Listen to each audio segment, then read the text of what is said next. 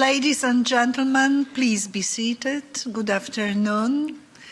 Next panel is to be chaired by my colleague, Žygimantas Pavilionis, who is connected remotely. But before we start the panel, may I invite here closer to the podium Mrs. Anastasia Kozapienka, who is to tell us about this beautiful exhibition, small exhibition you have here, that was brought from Belarus and later from Warsaw here to Brussels, and we would like to open it officially.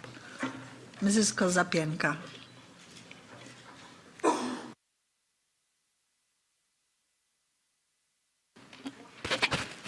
Hello, everybody. My name is Anastasia Kozapienka, and I represent the Belarusian House Foundation.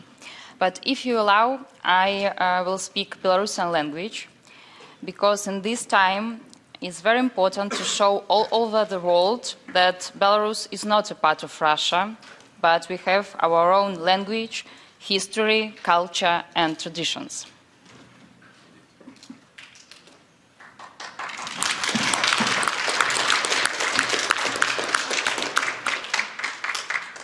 Дорогие коллеги, для меня великий гонор отчинить выставу «Обудженная Беларусь» в Европейском парламенте.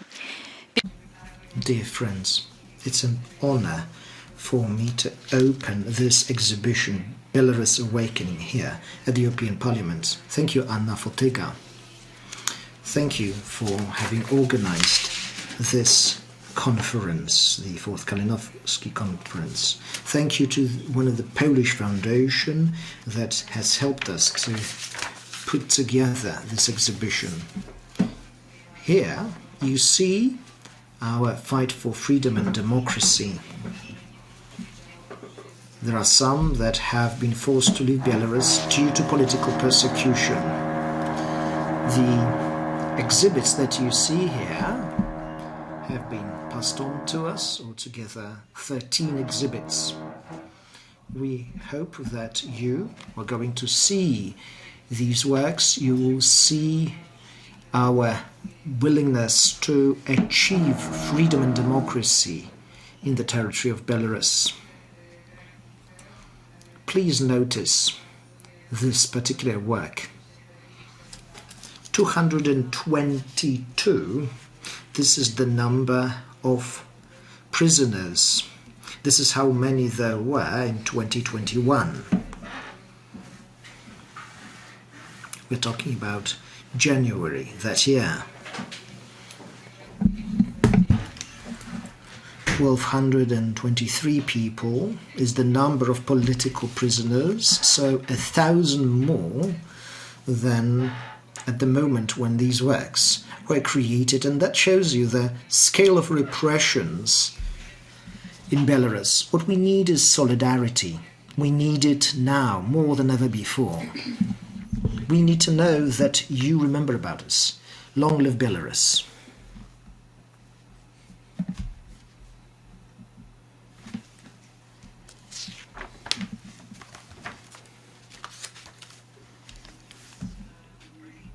To see more of this beautiful exhibition.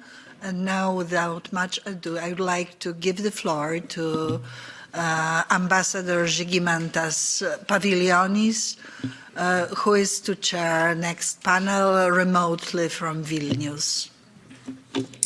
Thank you so much. It's a real honor again to pass all the best from all members of parliament who are here in Vilnius, and our hearts are with you. So today we have continuing with the third panel. We have 10 speakers. We have more or less 90 minutes, so I will ask all the speakers to limit their statements up to 9 minutes, no more. And as concluded by two previous panels, so wonderfully chaired by Minister Fotyga and Minister Rasa, well, we have to think holistic. It's not only Belarus, it's Ukraine, it's the whole region, and it's either we create united Europe or we will help Putin to recreate his own empire.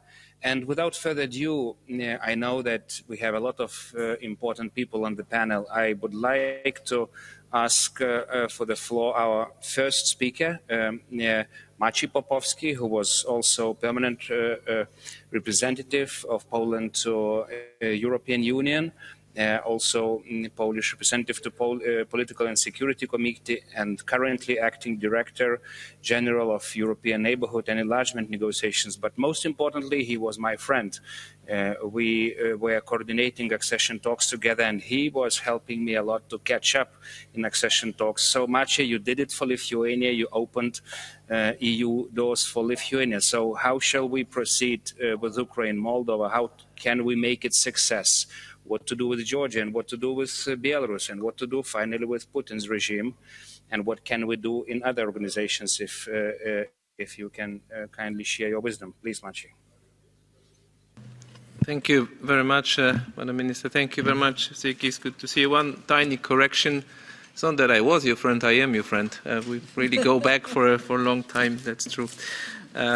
Great old times. And in a way, we are now living through this renaissance of enlargement, as it's now top of the agenda, and our leaders are going to discuss it on Thursday. And I'm pretty hopeful that they would follow the recommendation of the Commission adopted only last Friday to grant candidate status to Ukraine and Moldova, and to work towards candidate status for Georgia after Georgia has taken a number of steps. But it's a powerful signal. For the first time ever, the Commission proposed that the three countries of the Eastern Partnership be given a European perspective. That has never been the case before. Of course, we are not there yet with regard to Belarus, and people in Belarus continue to be under extreme pressure since 2020. And the war in Ukraine has made it even worse. But one thing has not changed. The war has not diverted our attention from Belarus. And in the beginning of April, we held a senior officials meeting with a large group of representatives of Belarusian opposition. Some of them are present here today with us, to show our support, to discuss how we can go on supporting the civil society, independent organizations, and media. And this is the direction of travel. Since the rigged election in 2020, we stopped any cooperation with the regime. Any. Nothing is going to the regime. So all our support has been redirected to the Belarusian people. When it comes to the regime, you know that we have introduced 6 packages of sanctions, listing almost 200 persons and 35 entities. So this is not going to change, but people deserve our support. So since 2020, we've committed 65 million in direct support to media, victims of repression, civil society, youth, by giving them scholarships, for instance, but also small businesses, health and culture. We also target some of our assistance abroad. We are in touch with different opposition groupings working, for instance, in Lithuania or in Poland.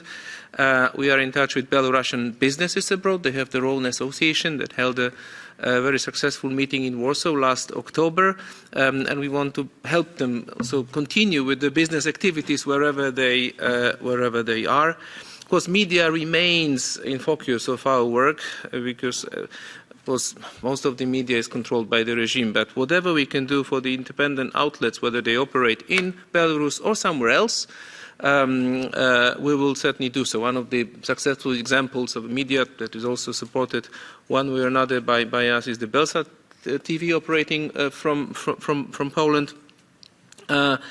Education is another area of a priority area because a lot of Belarusian students have left the country. We've been supporting the humanities university since its creation, or since the moment it was forced to leave and established itself in Vilnius, and that will continue in the future.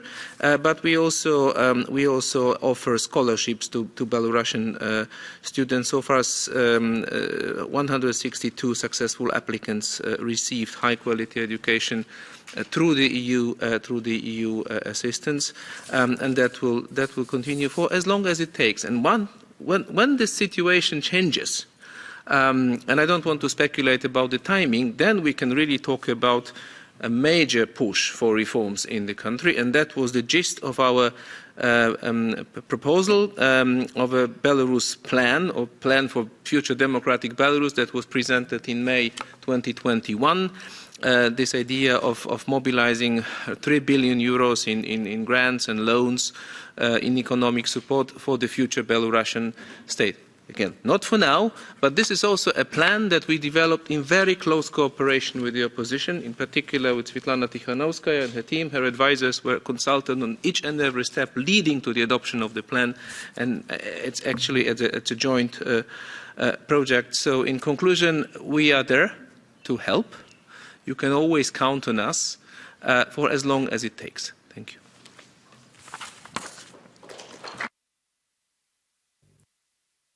Thank you so much, Maciej. And I still remember when we joined, Brussels was not supporting at all democratic movements in Belarus, and we did it. And now with such a huge support, this is really, and with your experience, we are really in safe hands. Now, I just want to ask the audience, if possible, to change a bit our schedule, because my former boss, Petras Auštrevičius, former chief negotiator of Lithuania, has to leave the conference for some other negotiations. And you know, of course, Petras well. He is now member of European Parliament. He is standing rapporteur on Belarus and Moldova. And before, in Lithuanian incarnations, he was a first ambassador to Finland. You know, he was leading accession process. He was prominent member of National Parliament. And he also was the one who established movement against Astrovets nuclear power plant. So, Petrai, what shall we do more in Brussels? Shall we sanction Astrovets nuclear power plant, or do something really more to turn Belarus a bit more to Europe and take it out from occupation of Putin? Please, Petrai. Thank you, Žygimantas, and good afternoon to everybody. My pleasure to see you, such a distinguished panel for the fourth Kalinowski conference now in Brussels. It's very symbolic that Kalinowski comes to Brussels. It becomes pan-European conference, a discussion which involves each and every. I mean, once you're in Brussels, you can't avoid the mark kind of pan-European. What should we do? And how should we behave in months and years to come? Because nobody knows how long it might take. Determination to continue the policy line we agree is important, indeed, since it might take strength and, agreement among ourselves.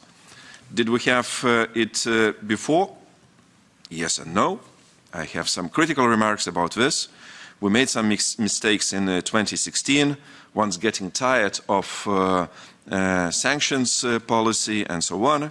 It was a real mistake. A green light given to Lukashenko at that time was something what probably was a part of our, not really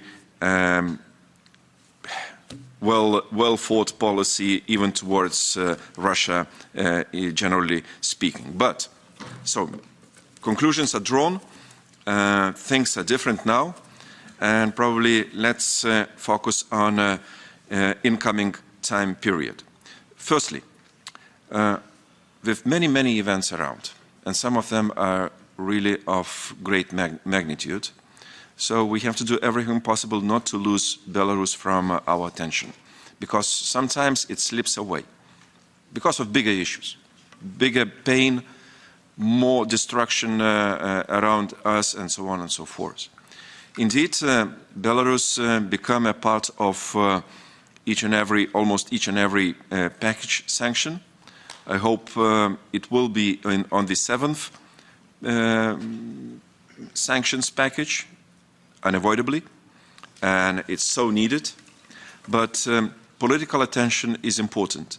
We have among us politicians based in capitals in Brussels, globally, transatlantically, raise the situation in Belarus every time, because sometimes it becomes as a bit put aside issue. Secondly, we have to resist any temptation to come into terms with regime.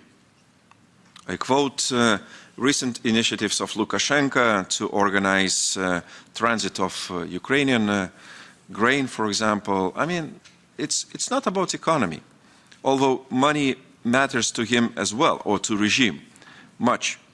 But it's a much broader initiative, trying to split us, to involve us into some shadow schemes and so on and so forth. And by this, probably be next at the negotiations table and to negotiate some, conditions which are so needed for survival of his regime. So that's why to resist temptation and to see a broader picture, not to give us into hands of Minsk and Moscow, I think should be rightly understood by all players in this game. Thirdly, support for active opposition. I emphasize active opposition, because there are so much of Belarus opposition. But let's be frank, some are not really acting in a way, to change the situation. They become opposition by description. But I'm speaking about those who really have a strategy, a will, and they act. It's like a daily shift. You have to come to office and you have to do something in order to push things forward. So that's why we should not question at any instant the European and transatlantic support for active opposition, for those who have a common strategy. I emphasize again, common strategy. I wish to see more united Belarus opposition on issues of great importance, and to work continuously to achieve our goals. Nobody knows how long it may take, but let's not push ourselves into kind of hopelessness of Belarusian future. And fourthly, I'm much in favor of the recent initiative of European choice, because we have a major shift, a major geopolitical shift in Eastern Europe, and to my mind, Belarus must be a part of this shift. With Ukraine, Moldova, and Georgia being applied for candidate status, and I have to leave you early because I go to negotiations on this resolution on candidate status. I hope Belarus will be a part of this resolution. And I hope Belarus will be a part of the EU leaders summit later this week in conclusions, because Belarus is a part of Eastern Europe. Right? We understand, the present conditions, and we understand that Belarusians as a nation having a sovereign right, they don't have legislative power. They can't apply, but they have to be given. Next to Belarus should be a line describing the situation properly. Not yet free, not yet democratic, but having the European perspective. It's a historical right of Belarusian nation. So that's why I think we have to speak about this allowed more and more, because, you know, I am a believer of that you can change things when you pronounce them. I know there are some people, there is a part of the population in Belarus which is not really in favor of choosing the European path. But if we take reality as given and we don't want to change it, because what is the alternative? No alternative.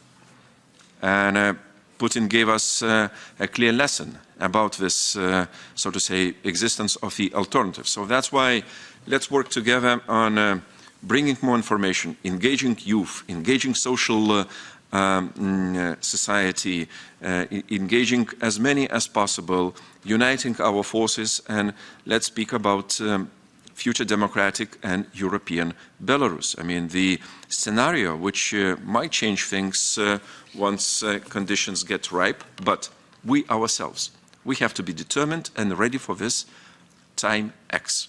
Otherwise, we might overlook this chance once again. And sorry to say, Belarus was sacrificed so many times. I don't want to have any waste of time, any waste of chance, and speak clear language, clear strategy from very, very start. So that's why I appreciate and salute the fourth Kalinowski conference, which I join every time, and I hope will join later conferences.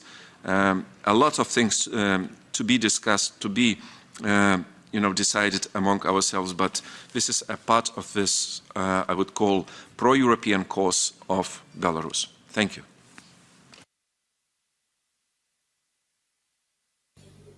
Thank you so much, Petr, and well, thank you for bringing Lithuania to the European Union. And we should also disclose the secret that it was Petras Auštrevičius actually who came with the idea to name this conference Kalinowski. So thank you, Petr, so much. And we, of course, took note of your most important items. We should consider Belarus European. We should, in one or another way, reflect this European choice of Belarus in the Council this week, but no business as usual with regime, no kind of water down the sanction regime. So now we turn to Ukraine. Nothing in the region without Ukrainian voice. And with us we have Ambassador Oleksiy Makiev, who is Special Envoy for Sanctions from the Ministry of Foreign Affairs Committee. He's a former political director. So, Oleksiy, let's talk Belarus, but let's also talk Ukraine, and let's also talk Russia. Let's make it big. What do you need from Brussels more to support your actions, and maybe make a little hint on NATO if you want. We will have soon our great American friend Dan Fried speaking, so we should not make his life easy. We have to raise all the questions we still have on our hearts. Please, Oleksiy. Zygmunt, thank you very much for having me today. And indeed, I would be happy to talk about wider context of sanctions and reaction of the West to the brutal act of aggression and to the war crimes that Russians are committing on our territory against Ukrainians. Let me tell it from the very beginning that unfortunately Belarus is a country who is also supporting those war crimes and the mere fact of the aggression, and that the Russian forces entered Ukraine from the territory of Belarus and approached my hometown, Kiev, from the north, makes Belarus a complicit of the Russian regime. And this is also an important message and important understanding for all Belarusians who stand tall against the regime and actions of the Belarusian regime. This is what, unfortunately, Ukrainians will always keep in mind when talking to Russians and Belarusians. So. The response of the West to that brutal act of Russian and Belarusian aggression was, I would say, threefold. And all those three elements I will speak about, they belong to the priorities of Ukrainian foreign policies defined by the President Zelensky. Those are weapon, sanctions, and financial support. And I'm really happy to see how the Western countries and our partners and allies reacted to this act, providing Ukraine with weapon, but we still need more weapon to let Russians withdraw from Ukraine. With sanctions, and everybody here in Brussels is talking package of sanctions, but I would say we have over 50 packages of sanctions introduced and implemented by a so-called sanctions coalition, which now has over 40 countries in it. And this financial and humanitarian support, and here I would say even about the people's support and European society's support, because we Ukrainians, we appreciate really so much how the Europeans, how the Poles, Balts, Germans, French have given a helping hand and took under protection our women, our children, and elderly people, our parents who unfortunately have been leaving Ukraine, seeking for support and security in Europe. In terms of sanctions, I would say those sanctions that have been introduced, but mainly against the Russian private persons, oligarchs, state officials, war criminals, and against sectors of economy. This is a very important diplomatic weapon with a mid to long-term effect. And we see that Russia is struggling with their economy. And we expect that down to the end of this year, we will see at least 10 to 15% of decline of Russian economy. If you would ask me, is it enough? I would say no, this is not enough. And we are working together with our allies all over the world to make sure that first Russian financial system is decoupled from the international financial system. So further diswifting and sanctioning Russian banks is an important task for us. We also want to limit, or as Minister Kuleba said, to kill Russian exports, so Russia struggles. And with the introduction of the sanctions against Russian coal in fifth package, European package, and against oil in the sixth package, we are slowly building up our pressure on Russia with the goal of completely switch off Russian energy from being received and accessed in the European Union and in the whole world.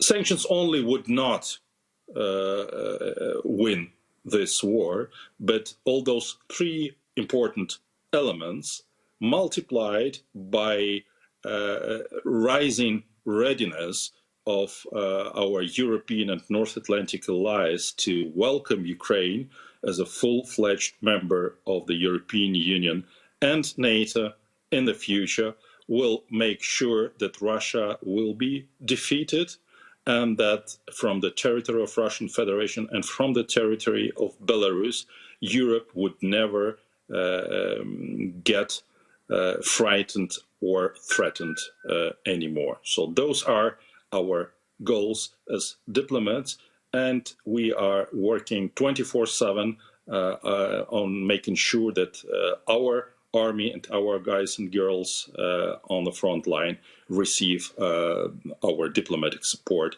in reaching those goals.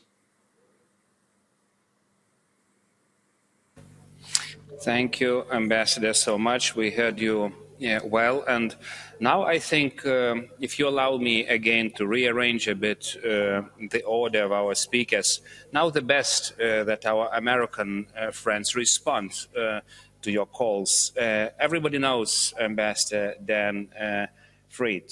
Well, formerly he was U.S. Ambassador to Poland from 1997 to 2000. He was Assistant Secretary of State. Well, he was Mr. Sanctions. He introduced first sanctions to Russia after first invasion to Ukraine. But most importantly, he was the architect of it all. He did it with a group of friends, including the Baltics, including enlargement to the Baltics, not only Poland. So Dan, you did it, but it's not enough. We still have to complete our job. Well, you heard from from Ukrainian friends. Let's isolate Russia. I heard some initiatives on the Hill to call Russia a terrorist state. We already called it in this parliament. We called it genocide. We call it terrorist state. So let's call it terrorist state. Let's isolate them like North Korea, and let's expand the EU and NATO. And with NATO, we have a little problem from Bucharest. We created that gray zone, and that's why Ukrainians are under attack. But on the other hand, with the Baltics, you made it all great. So then, how shall we correct it all and accomplish your mission of the life to be completely happy and safe in all the sides of the Atlantic? Please, Dan. First, you give me too much credit. I may have been one of the architects of U.S. policy, but Lithuania, Estonia, Latvia, Poland, and other countries emerging from the Soviet Empire brought themselves to NATO and the European Union, and they did that because of the reforms at home, their successful democratic and free market transformation. You did it. And the success of Poland and the Baltic states inspired others, including our Ukrainian friends. Putin is desperate to stop that progress because he is essentially a Russian nationalist. And everyone knows it. You need no American to tell you this. I agree with what our Ukrainian friend has just outlined. It depends on the battlefield in Ukraine. Therefore, U.S., Polish, Baltic, British, French, German, and Dutch and other military assistance to Ukraine is critical. Ukrainians have sometimes criticized American military support for being too slow. I understand this, but in fact, the United States has launched a major logistic operation. It's not easy, and arms are, in fact, reaching the front line. This is a pretty big deal. This is an operation that the United States has not undertaken in Europe since the Second World War. It is an operation designed to help a democratic country defend itself against a totalitarian aggressor. It is indeed a World War II kind of situation, though we are not ourselves at war. Outside of Ukraine, the war is real and could spread. The Biden administration has committed itself to supporting the Ukrainians. Many have doubted whether the Biden administration was committed. I believe that it is. I believe that commitment comes from President Biden, and in the past week, we have seen the Biden administration, both in public and privately, push back on the narrative that Russia will be the inevitable victor in the Donbass and more generally, and they have taken steps to show our commitment to providing the arms that Ukraine needs. I'm thinking of last week's meeting led by Secretary of Defense Austin in Brussels, of the Ukraine Defense Contact Group. Weapons are the critical emergency need. Sanctions are the other tool that we have to put pressure on Russia. The problem with sanctions is that they can work. They can put an economy under pressure, but they are not likely to bring the immediate victory that we would like. With sanctions, one cannot be too greedy or too impatient. They work over time, and combined with the inability of the Putin system to reform itself, which I think is a feature of the system, Russia faces a long-term deterioration of its economic situation, especially as the world slowly and maybe unevenly transitions out of fossil fuels, away from oil and gas, toward green energy. This will mean, over the years to come, a deterioration of Russia's position. Now, it is the objective of the sanctions to accelerate this decline as long as Putinism remains Russia's guiding policy, guiding ideology. There is much more to be done. In sanctions and in economic pressure more generally, it works best to follow the money. Russia's principal export, its chief export is oil, its number 2 export is gas. The European Union has shown some determination, which I praise, by agreeing to stop the purchases of most Russian oil, with pipeline oil an exception, with certain carve-outs for certain European countries, but to stop most oil up to 90% of the oil European Union by the end of this year. That's a big deal. Russia will attempt to circumvent that ban by increasing its exports of oil to other destinations, China and India among them. The United States is in consultations with Europe about steps we can take to support EU's oil ban. There are various options that the administration is considering and discussing with the Europeans, such as a price cap. That is, a kind of buyer's cartel, where the United States could threaten the use of secondary sanctions against third country purchases of Russian oil, but waive them if the oil were sold at a major discount. The objective is to take money out of Putin's pocket. There may be other ways to do that. And as I said, there has been no decision. But this is a major issue because oil is Russia's number 1 export. Russia's number 2 export is gas. And similarly, the Europeans, at least I know, are thinking also about a price cap for gas. These are tricky. These are difficult decisions to make. And I wish the European Union well, and the United States is determined to do what it can to continue the pressure on the Russian economy. There are other economic steps we need to consider as well.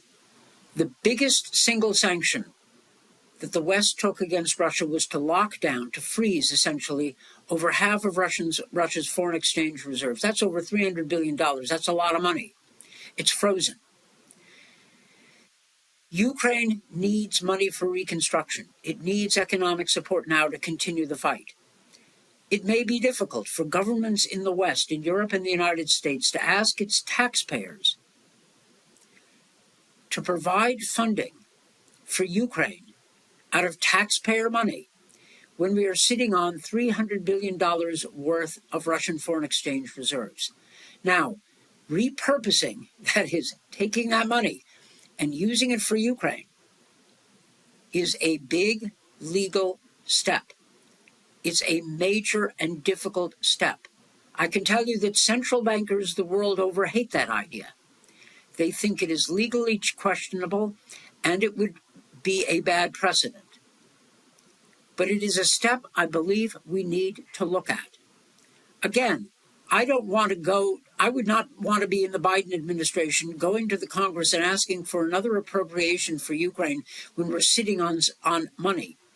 Now, the United States has not frozen a lot of Russian assets because we didn't have a lot. We have only about $8 billion. But the rest of the G7, as I said, collectively has about $300 billion. So I would start contacting lawyers and coming up with the best legal and political strategy possible to repurpose these funds. That's a big and complicated deal. But this is a war. It's a war that Russia started and a war we want Ukraine to prevail in. There are other issues. Our Ukrainian colleague mentioned going after additional Russian exports. I agree. He mentioned going after additional Russian banks. I agree as well. I also think that we ought to look at critical Russian imports, similar to the way the G7 and the United States have effectively imposed various restrictions and bans on high-technology exports to Russia, including a U.S. ban on all chips, microprocessors.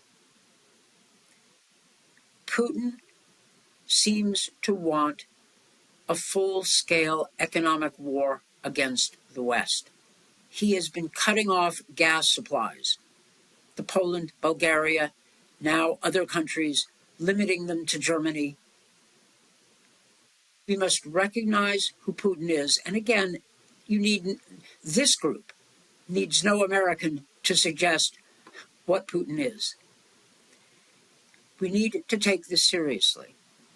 The Biden administration has resisted all temptation to push Ukraine into premature negotiations. Those negotiations may come. They may be necessary. But it is for Ukrainians to decide, not Americans, not the New York Times editorial board, not Henry Kissinger. It is not for Americans to decide when Ukraine has to negotiate. Ukraine has already demonstrated its goodwill in negotiations in the early weeks of the war. That goodwill was not reciprocated by Putin. He wants a total victory. He is not crazy. He is a rational actor within his Russian imperialist, sometimes Stalinist strategic framework. But he is rational within that framework and will respond, as they used to say, to the correlation of forces. Our task now is to change that correlation of forces as much as possible in Ukraine's favor. Belarus is part of the same struggle. Part of the same struggle. In Belarus, like in Ukraine, patriotism is crystallizing in a democratic form. It is doing so relatively late. What Ukraine went through in the Orange Revolution and the Revolution of Dignity, Belarus is going through now. It is a combination of what Ukraine went through 10 years ago and Poland's solidarity in the early period, 1980-1981. By that analogy, Belarus is now under martial law. I'm making an analogy with the Polish situation more than 30 years ago. This will require consistent support by the United States and Europe, support for the Belarusian democratic movement, sanctions against Belarus. It is for the Belarusian opposition and also the Ukrainians to talk to us about their sense of Lukashenko's intentions. The sanctions imposed against Belarus have already been tough. There is an argument to be made that sanctions applied to Russia should be automatically applied or carried over as best as can be done to Belarus. That's a strong argument. We also have the problem that Belarus is slowly being taken over by Russia. Russian forces are in Belarus, and the view of Belarusian soldiers, their enthusiasm for the war that Lukashenko may ask them to fight, has yet to be determined. What the Baltic countries went through a generation ago is now what Ukraine and Belarus are going through. And it is in the interests of Europe and the United States, as well as consistent with our values, to help them. Now, thank you very much for this opportunity to speak. I wish I were with you, and I applaud the European Parliament and Anna Fotyga for organizing this meeting. And it's great to see all of you, even though only virtually.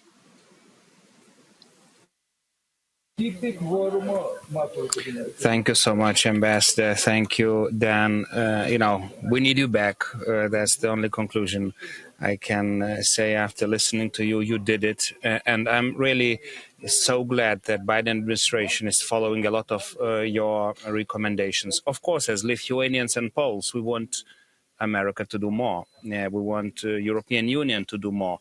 And now I'm returning the floor to Maciej Stadejek, representative of Poland to Political and Security Committee, deputy head of permanent representation of Poland to you, and former political director. So, Maciej, Poland on the list of all the countries that support Ukraine is at least number 2 after America. Your support is, 8 or 9 or 10 times bigger than German support. So what can you say to other member states? What can you say to Brussels? And what can you say to America? How can we really, get that victory finally implemented in Ukraine? So please, Maciej. Thank you very much, Ambassador Pavlonis. Let me start in a traditional way. Let me say thank you for organizing this conference, because it's very needed. The upcoming European Council will focus on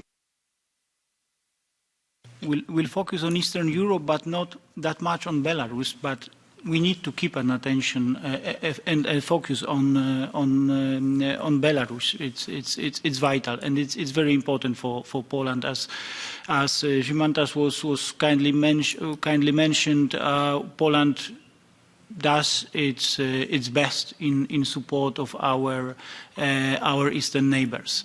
We are discussing today.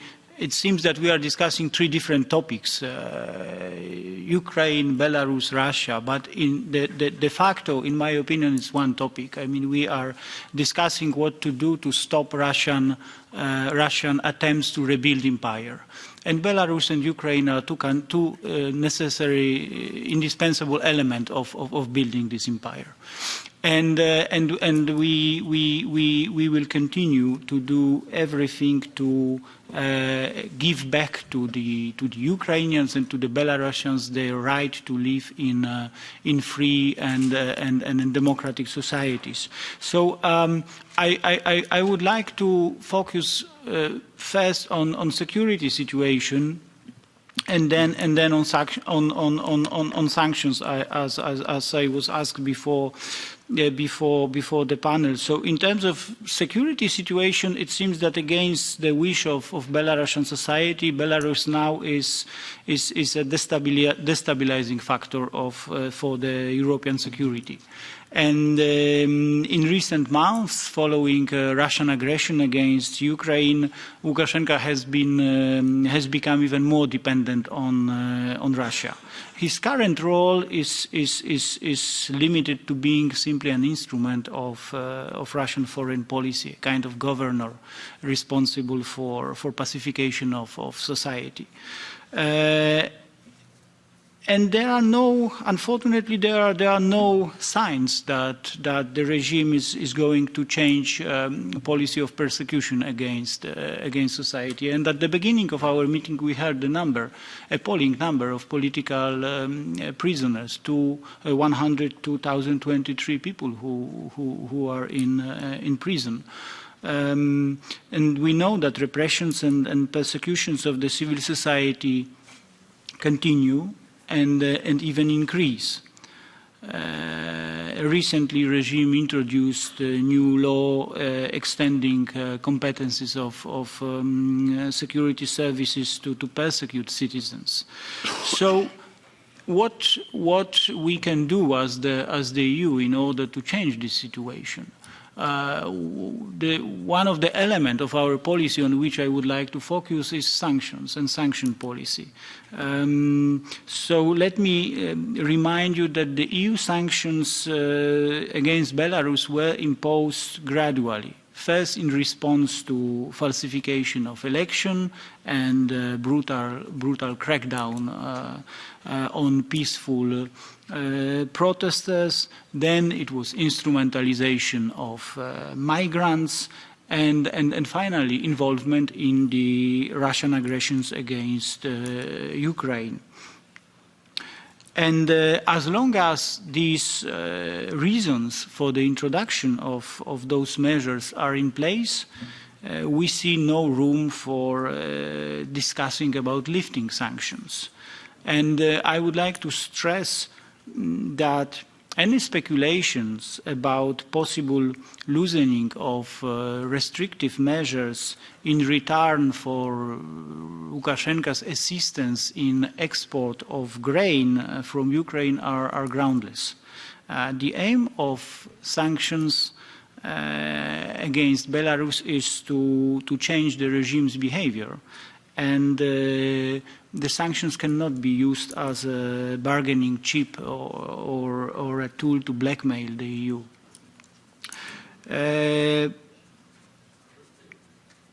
The EU sanctions target inter alia persons and entities responsible for internal repression, and as I mentioned, facilitation of illegal migration. So, and most recent measures include restrictions on trade, on banking sector. Several Belarusian banks has been so-called de-swifted. We also introduced a prohibition on transaction with Central Bank of Belarus. And as Ambassador Fried said, sanctions are effective, but in a mid and long term. So whether we see now clearly that the regime is struggling in terms of economy, that it would like to get rid of EU sanctions, but as long as I said, as long as there is no change in the behavior, we are not going to modify our approach. We believe that political pressure on the regime needs to be further extended, and a new tranche of sanctions needs to be adopted soon, and these sanctions should obviously include further economic measures. Currently, we see no room for dialogue with regime without releasing political prisoners. And the next necessary step is political reforms with the participation of the democratic opposition. So sanctions are important part of our policy towards Belarus, but at the same time, as it was already said during this panel, they cannot exist as the only instrument. We must not forget about the Belarusian people and their aspiration to live in free and democratic society. So it's equally important to maintain political and financial support for Belarusian civil society. We must be also prepared to assist Belarusians in building a democratic state in the future.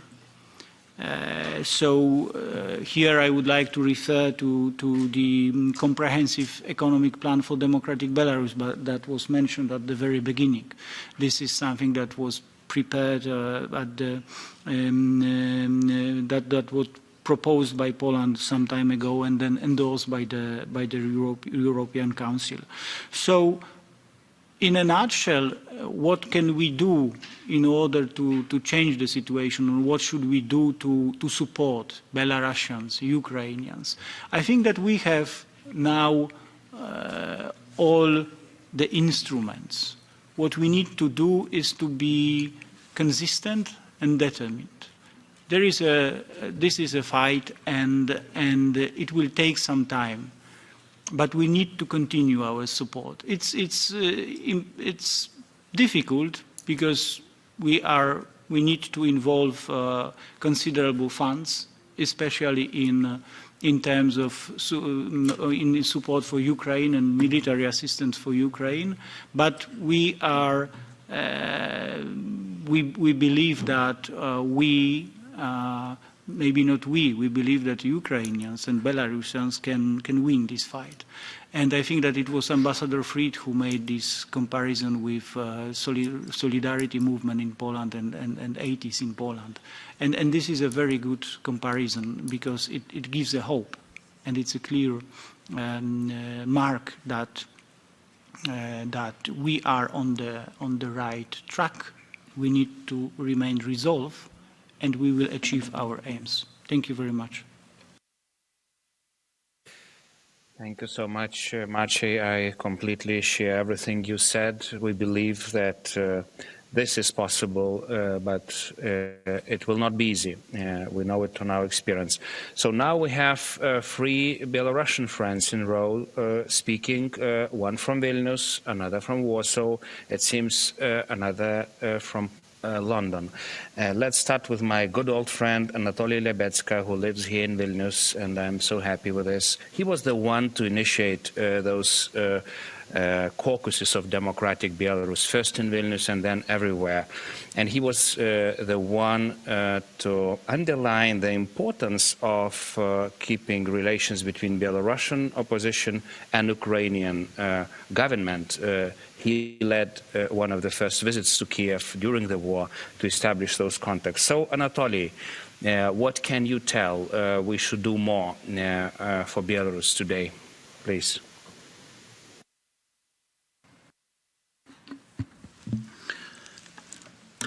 Вітанні. Я постараюсь у своем выступе показать, адкуль на самой справе ёсць пагроза для беларускага рэжыма. І гэта нават не 4 пазіцыі, а значна больш. Але традыцыйны выступ таксама са слоў падзякі. Каліноўскі настолькі актуальны сёння, што на яго не хапае адной канферэнцыі. І вялікі дзякуй спадарыне Ганне і спадару Павілёнісу за тое, што вы пашыраеце павестку дня і прастору. Гэта вельмі і вельмі важна. Я, як палітычны аптыміст, хацеў бы закрануць 3 пункты, адкуль мы можам чэрпаць аптымізм і надзею. Першае. Глядзіце, што адбываецца. Некалькі тысяч самых актыўных беларусаў знаходзяцца ў турме. Іх значна больш, чым 1200. Я сам яшчэ год назад быў у турме. У камеры, дзе 10 квадратных метраў, 16-19 чалавек. Можаце уявіць, што адбывалася і адбываецца вот зараз у Беларусі. Не десяткі тысяч, а мы можам гаварыць ужо сотні тысяч людзей выціснуты з краіны. Это быў план Пуціна і Лукашенка. Актыўную частку грамадства паралізаваць. Але што адбылося? Першы акоп супраціву пуцінскай агрэсіі і лукашэнкаўскага рэжыма яны зачысцілі. Але аказалася, што ў Беларусі ёсць другі акоп супраціву. Вот это было нечакана нават для нас, беларусаў. І гэта засведчыў антываенны рух. Гэта мы бачым, што кожны дзень адбываюцца судовыя працэсы.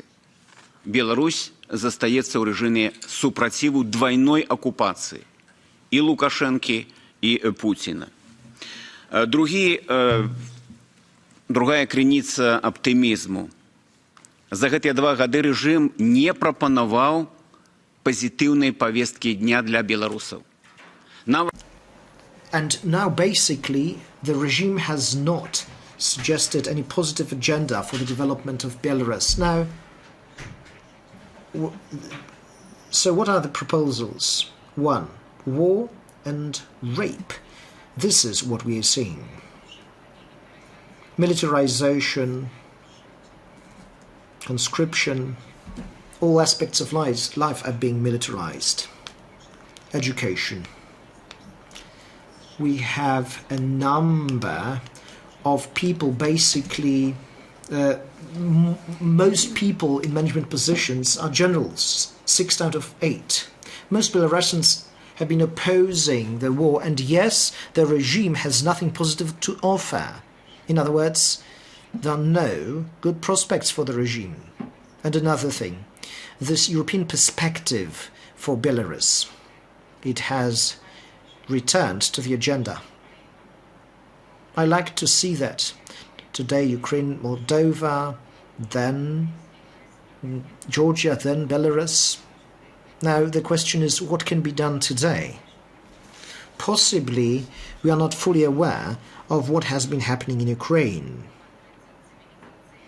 A certain civilizational and geopolitical matrix has been changing. Ukraine is basically leaving this post-Soviet world. It is abandoning this zone. The world will never be as it was. It has changed for good. Now we need to understand what role is played by Ukraine. Now, for years, Ukraine was very much inward-looking. They were focused on their own narrow interests. And for the first time, Ukraine is becoming a different kind of country that is going beyond its own borders and is exerting its influence in the whole region.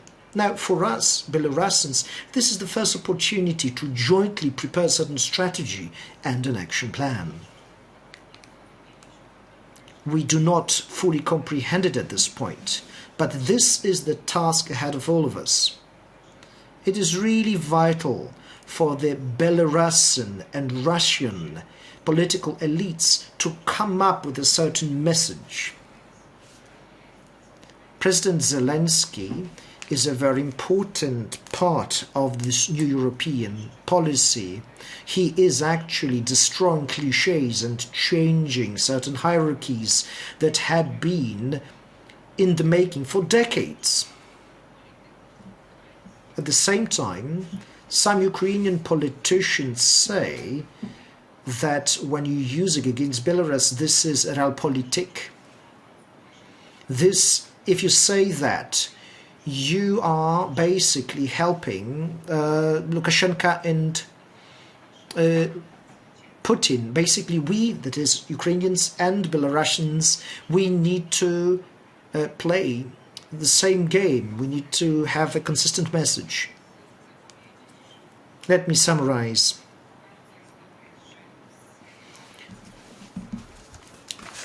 Svetlana Tikhanovskaya and other leaders approached various leaders. It's very important.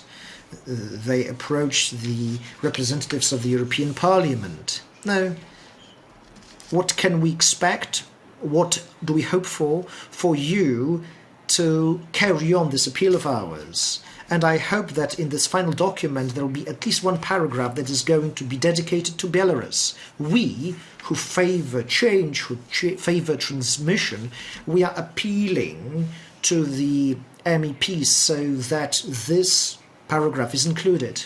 Now, the 5th Kalinowski conference. You could organize such an event in the autumn and dedicate it to security. Security is very important for Belarusians, for Ukrainians, for Georgians, for Poles, for the citizens of Moldova too. We have to discuss that, and we need to answer a whole array of questions, because Belarusians have been asking those questions, and it would be good to have answers to those. And another suggestion.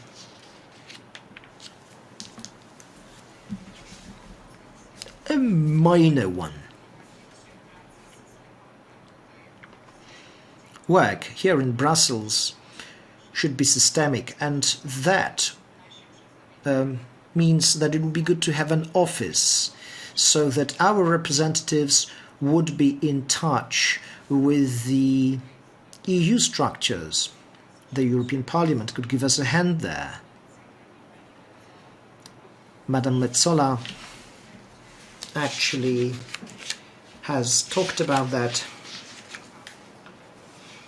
There was the suggestion that a Ukrainian hub could be set up, and in a similar vein we could have a Belarusian hub that would have a permanent office here rather than just hopping from one conference to another.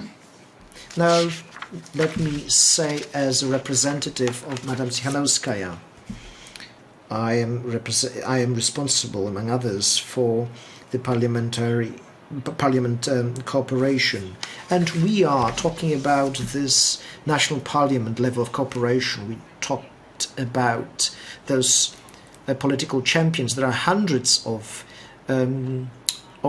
MPs that form that.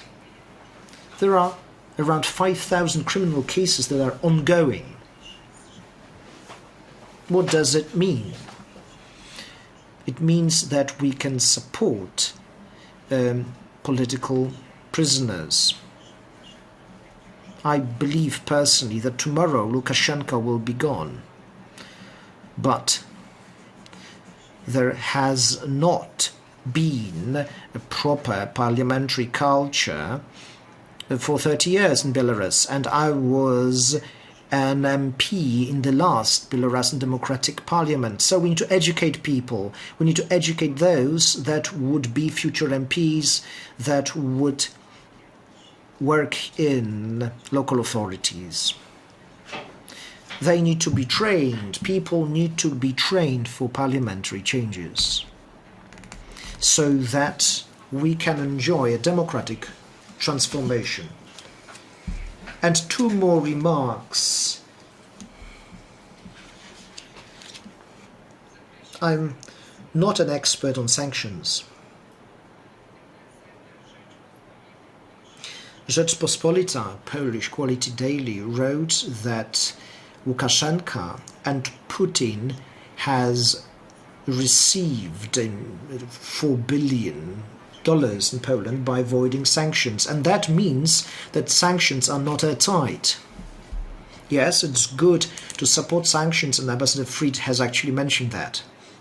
And let me reiterate it, it's good to introduce sanctions. Yes, it is.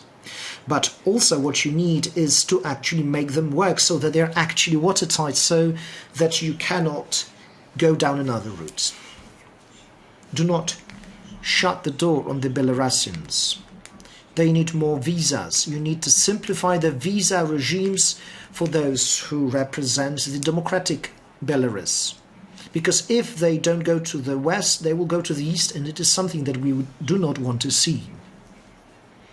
Belarusian business must not be discriminated against in the EU countries. They must not be discriminated just because they have a different, just because their passports have a different color.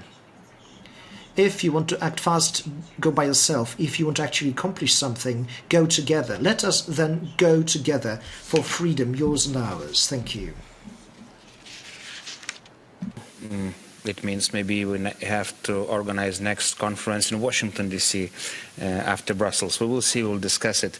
Well, we still have 4 speakers left and just 18 minutes. So I would appreciate if speakers would well, maybe make it in 5-6 minutes, but let's see. So Vladimir Ostapenko is our next speaker, Belarusian freedom fighter from Warsaw, former Belarusian minister and ambassador to Argentina. He resigned from the post in 2020 over lack of international legitimacy of Lukashenko. He's now serving as deputy head of National Anti-Crisis Management, deputy of Mr. Latushka. Please, Vladimir. Thank you, Žygimantas. Dear ladies and gentlemen, poważane sojusznicy, I'm really pleased and honored to join my voice with the distinguished speakers and participants of this conference, and of course I thank the organizers of this very remarkable event in the very heart of the European democracy, the European Parliament. And of course, the timing of this event, just on the eve of the historic decision of the EU leaders on the candidate status of Ukraine and Moldova, suits perfectly the purpose of keeping Belarus in the international agenda and opening for Belarusian people the perspective, European perspective. And here I fully support the appeal of Anatoly Lebedska for the European parliamentarians and for the European leaders to keep this opportunity open for the people of Belarus.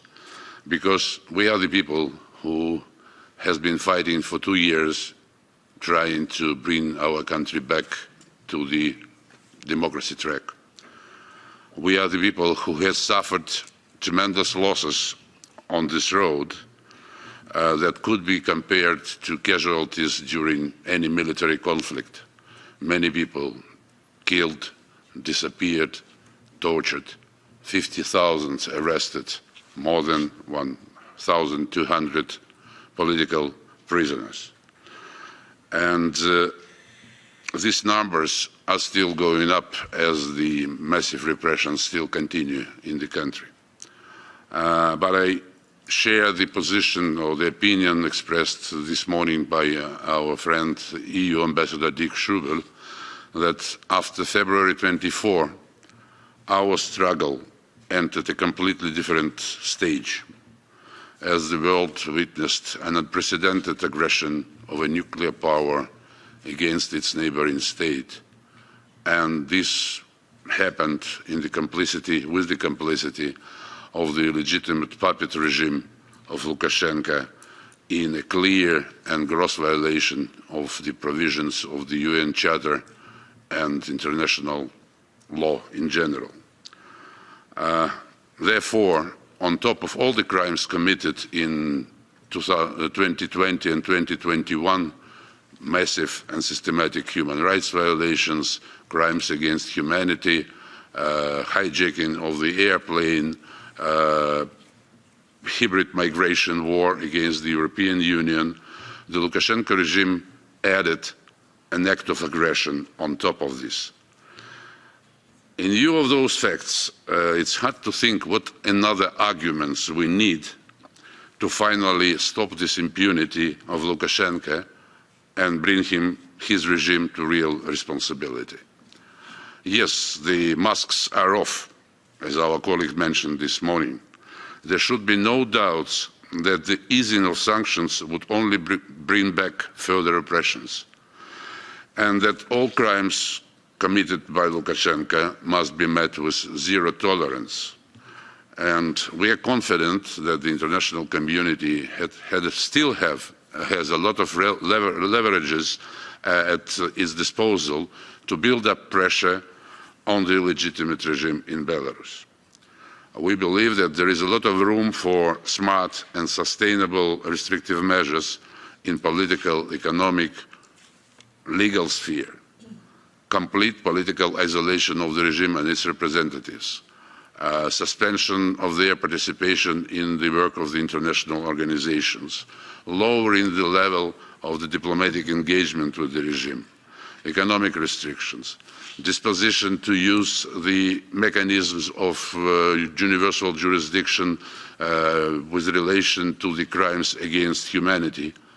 All these and some other measures would have an accumulative effect and I'm sure would stimulate the internal protests in Belarus. I've been glad to hear the opinions of different speakers and European politicians that there should be no way back for Lukashenko. There should be no business as usual. There should be no trade or bargaining in political prisoners. That all perpetrators of the crimes should be brought to justice. And I'm sure that our joint efforts to pursue the policy of an extended pressure on the legitimate regime should be increased until the democratic demands of the Belarusians are met. So the political prisoners must be freed. The repressions should be stopped. Free and fair elections should be held in the country.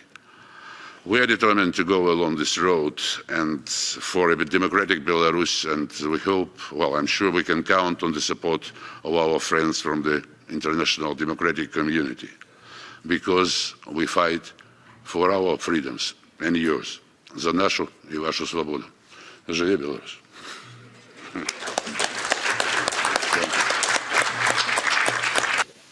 Thank you so much, Vladimir. And now, my good old friend Natalia Kolada. I still remember you 20 years ago in Vilnius fighting against Lukashenko regime. Now you are in London. She's a founding co-artistic director of Belarus Free Theatre, writer, diplomat, human rights campaigner. So, view from London. You know, you helped us a lot to devise our current sanction regime, but what else we can do now in the historic week in Brussels? Happy to hear from you, Žygis, and thank you so much, Anna, for inviting us, our delegation from iSense. It's a great privilege personally for me to be here because I have a very close connection to Kostus Kalinowski himself, because my great-grandfather was a financial funder of Kostus Kalinowski resistance. So you could imagine that you're a bit tired as a family when you are doing that for a few hundred of years. So it's a bit running in DNA, that exhaustion from fighting dictators and Russian occupation.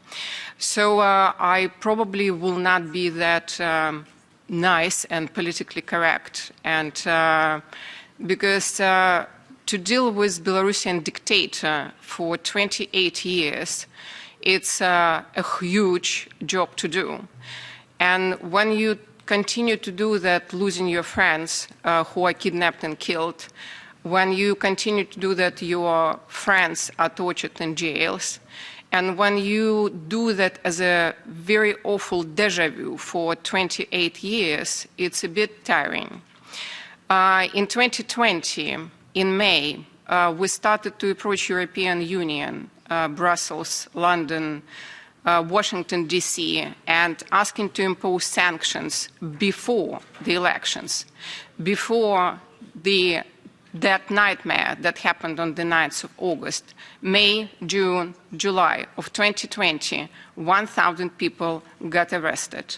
We asked for preventive sanctions. We got the answer, very simple one: sorry, it's COVID and it's summer time, we're on holidays, and we already prepared a letter where we will condemn the result of elections because we know it will be falsified.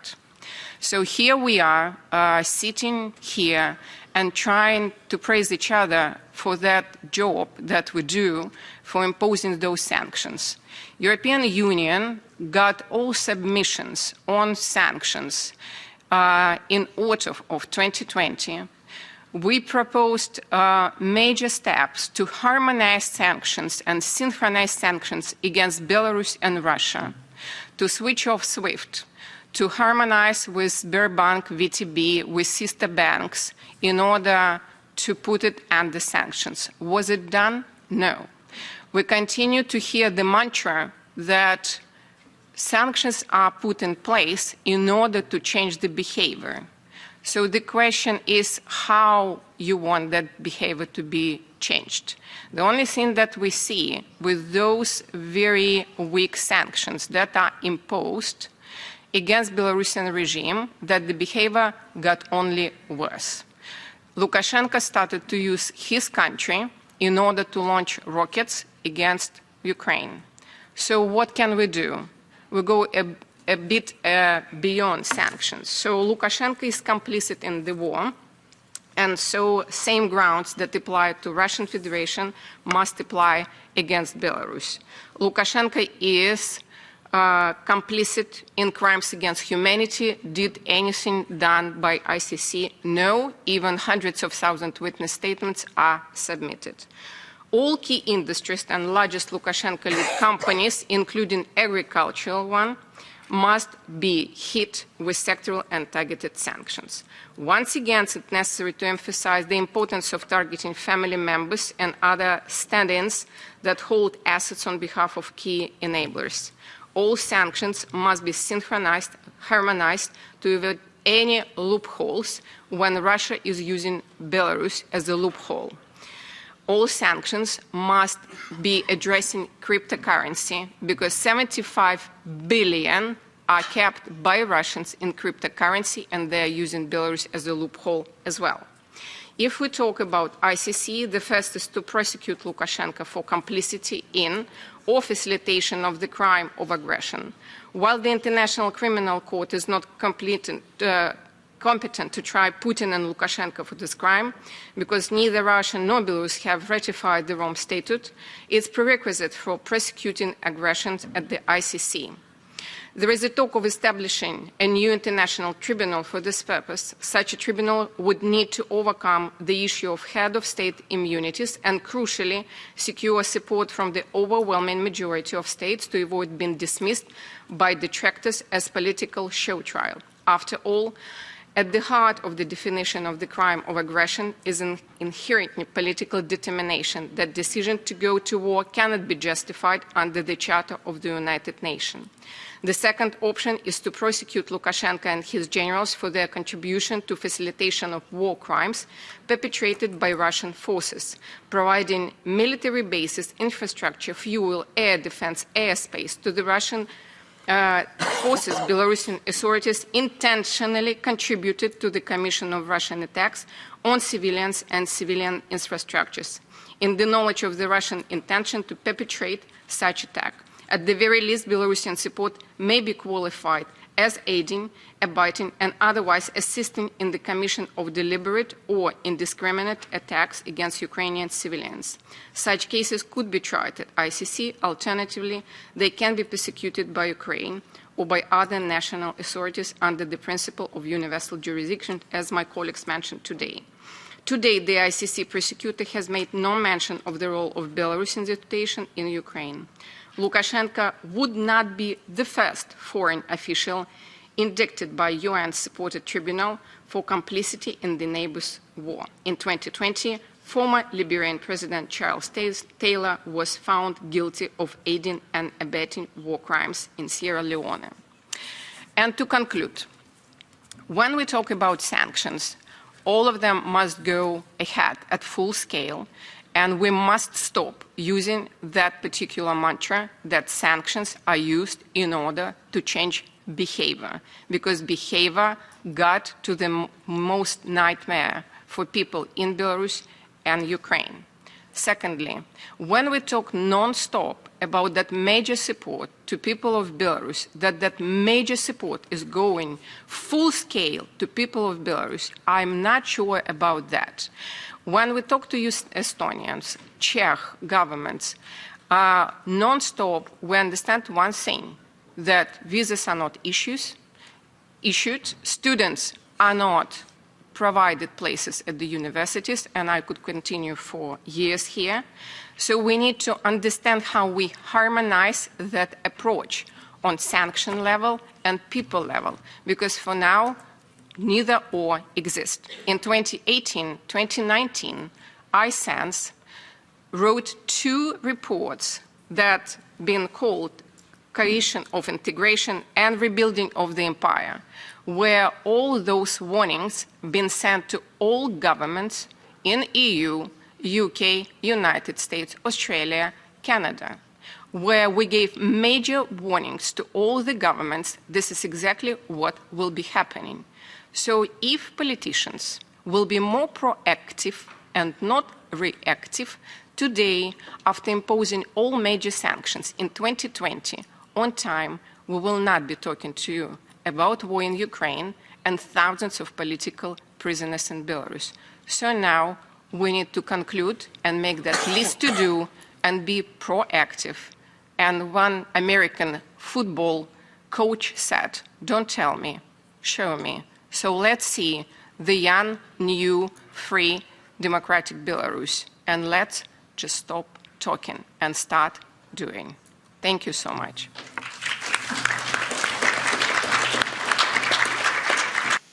Thank you, Natalia. And now speaking proactive, I have a big pleasure to introduce another big boss of mine, former leader of my party, twice Prime Minister of Lithuania, Andrius Kubilius, who always does things, and he creates a lot of great strategies. He's now leading chair of delegation to the Euronest Parliamentary Assembly. He leads a lot of other groups like Lithuanian EPP group and a lot of other groups. And he is the author of international initiative like Marshall Plan for Ukraine, but most importantly, he recently created, I think, the most, well, the biggest parliamentary association called United for Ukraine, about 400 MPs from more than 30 countries. This is twice as big as IPAC, Interparliamentary Alliance on China. So, Andriau, you did it for Lithuania, you are doing it now in Brussels. So what are your wise recommendations for Belarus this time? Well, thanks a lot, Žygis, and good afternoon to everybody. My pleasure and honor really to participate in this conference. Thanks a lot, Anna. And, you know, I will be very brief, maybe even, you know, I will spend less words if you compare with Žygis, you know, announcement of my my presentation, because everything was said, you know, and I will try just to put few, you know, remarks what I see as most important, you know, things now. First of all, definitely sanctions are always very important, and no doubt, you know, and sanctions on Lukashenko are very important, not only, you know, to try to change his behavior, but also, you know, not to allow Lukashenko to use some opportunities to avoid, to assist, you know, Putin to avoid some sanctions which were introduced on Putin, you know, regime. So that is very clear, you know. Some sanctions are really effective, painful, some are, you know, need some longer time. I have nothing here to add, you know, more concretely. But, you know, when we are looking into, you know, Belarus, we need to understand that, you know, at least on our side, on EU side, we need to have some kind of, you know, much broader, clear policy. You know, how to assist, you know, Belarus, how to democratic Belarus, and how to, you know, create conditions for real transformation, you know, in Belarus and in a broader region.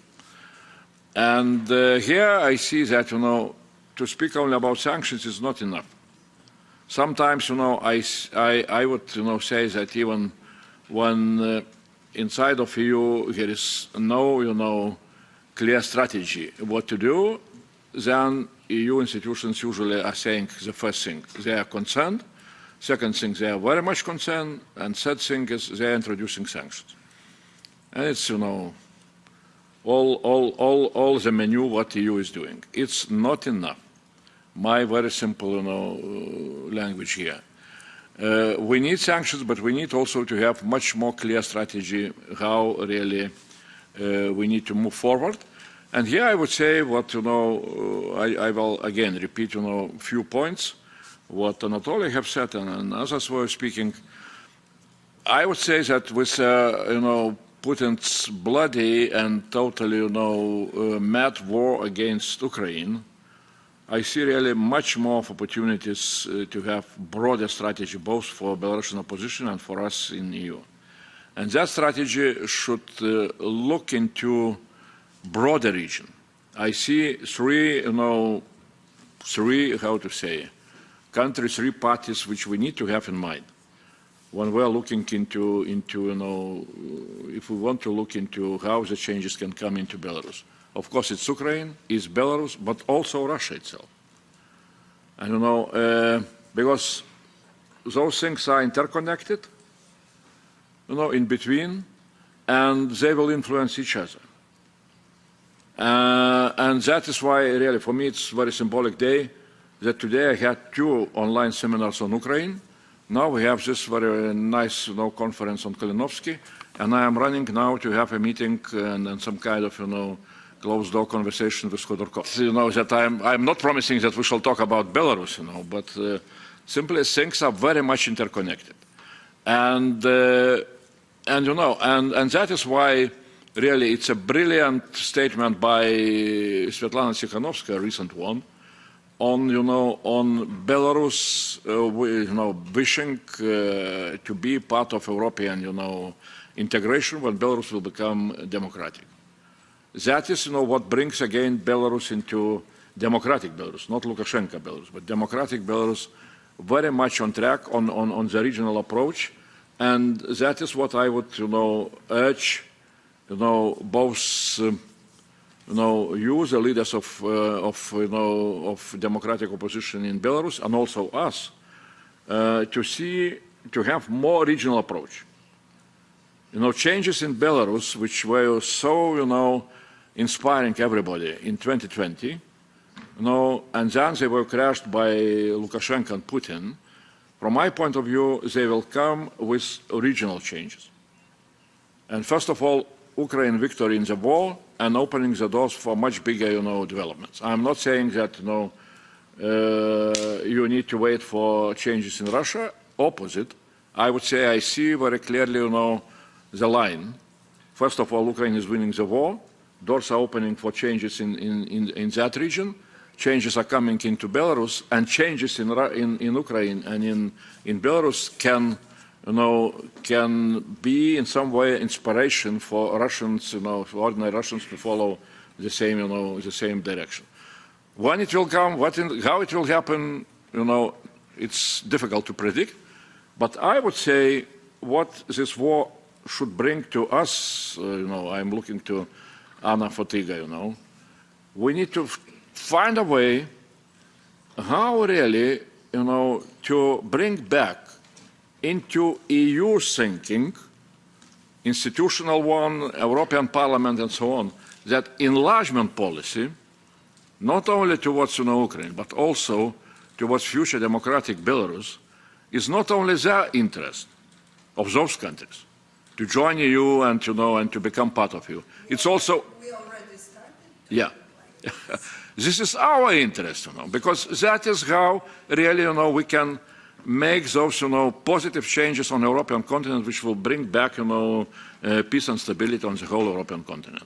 So that is our common task, for your freedom and our freedom, and Живе Belarus.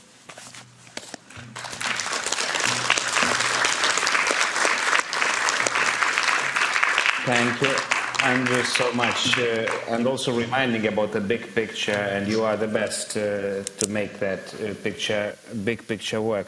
Now I have the last speaker from The Hague, Mr. Thijs Ruijten. He's a member of European Parliament, representative of the group of Progressive Alliance of Socialists and Democrats, Labour Party spokesman for Foreign Affairs, Justice and Freedoms. And just maybe to provoke you a bit, I still remember The Hague. I'm the product of Klingendael Institute of International Relations. Thank you for educating me in 93 or 94, I think. But then The Hague was so much supporting enlargement. The Hague was always with us. You created Europe, you created us. Look to us. We are great, we are wonderful, we are shining. We need The Hague to support it now for Ukraine, for Moldova, for Georgia, for Belarus. Where is The Hague? Thijs, can you answer? Thank you so much, Chair. Thank you so much, Chair, and thanks for being here, being invited. And I will take up your challenge. I'm now for a little over a year here in the European Parliament, and yes, I am fighting to move also my government, which my party at this moment is not part of, but I'm very happy that they did not continue the strategy of, let's say, the past 5 to 10 years of being the last one to acknowledge the necessity of going forward. They did so immediately after the announcement of the Commission to grant the status to Ukraine and also to Moldova. So I'm very happy that they made that move. But we're surely not there yet. You are right. I think the Netherlands has been for too long putting itself into a position of, well, we'll wait and we'll see. And that is not the place where the Netherlands should be. The Netherlands should be at the forefront of this discussion, like in the past. And I think, and that's also why I took up the responsibility to work on Belarus, because I think it's necessary to make this a case for the whole of the European Union. I think it's essential. And I also think, and I briefly want to touch upon the topic of sanctions as well, because I did not give up on this instrument. But we need to play our cards better. We need to be better at using this instrument. And I think that has been shown also in the past year, because it's almost to date a year ago that we adopted, as we thought, in record time, a package of sanctions after the hijacking of the Ryanair plane. We were very proud of it. But now, recently, we have shown that we can do more. We can do it even faster. So, looking back, I'm actually still a bit, still disappointed that we did not push immediately for more sanctions on Belarus. But that is in the past. We need to look what we can do now. I think the European Union must do everything within its power to support the democratic people of Belarus, help and end these crimes. After all, Lukashenko's regime is at this day the chief enabler, the enabler-in-chief of Putin's criminal and brutal invasion. And it's this culmination of actions in which Lukashenko repressed the peaceful democratic opposition led by the impressive Tikhanovskaya and others, tortured thousands, imprisoned a number of political prisoners that also today is 1,000 people higher than a year ago. It's incredible, including the political prisoner I adopted, this 27-year-old artist, Uladzlo Makavetsky, but that's just an example. This is what we need to keep alive. We need to keep the story of Belarusian people alive amidst all the disaster that we have around us. And I'm confident that we can do it if we do it jointly and if we do it determined, like has been said before. So let's continue, let's keep up the fight, let's stay optimistic, but also stay vigilant of backsliding, because we cannot afford complacency, we cannot afford any kind of laid-back attitude, nor towards the situation in Ukraine, nor towards keeping Belarus on the agenda. And tomorrow we have a chance as a European Parliament to do it and to keep Belarus also in the picture when it comes to the European path. Thank you. Thank you so much, Rees. Well, this is the Hague I love. We need to have your spirit moving the mountains in Europe's east, and we can do it, and you did it well in the Baltic. So, Minister Anna Fotyga, I'm so sorry we are 10 minutes late. We have no time to wrap up of our session, so maybe I'm just giving up the moderation to you, and we proceed. Thank you again for doing it in Brussels. Maybe next stop in Washington.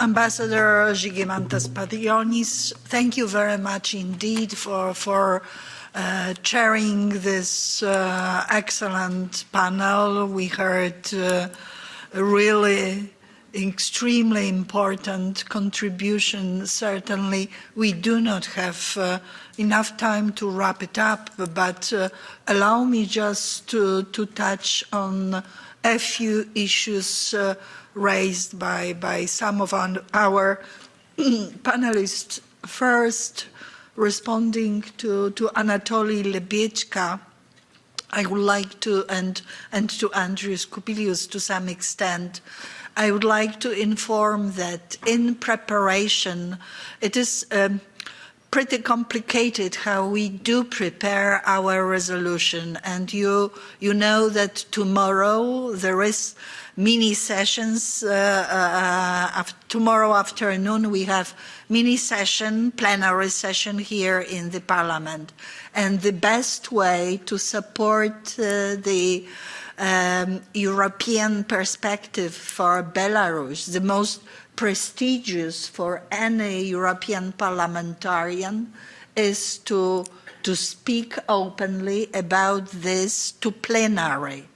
And it is our way by presentation and voting of resolutions. And the draft resolution is already in negotiations between political groups. In proposal that I submitted on behalf of my political group, it was a passage already on European perspective, and I'm sure that my colleagues are willing to. The question is always about certain formulations, so text used, but I'm sure we are going to come to common conclusions on this, and it will be mentioning and somehow responding to Svetlana Tsikhanouskaya plea.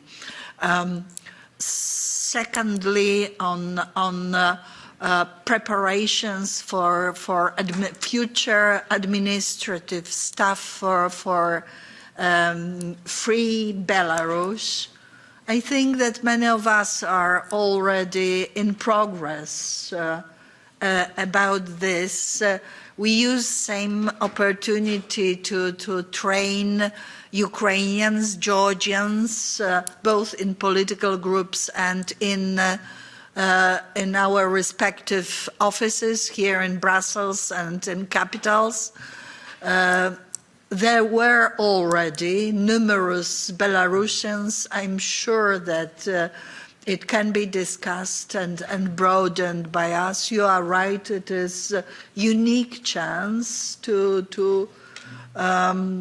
give or to transfer experience of this kind of work. It is necessary and important for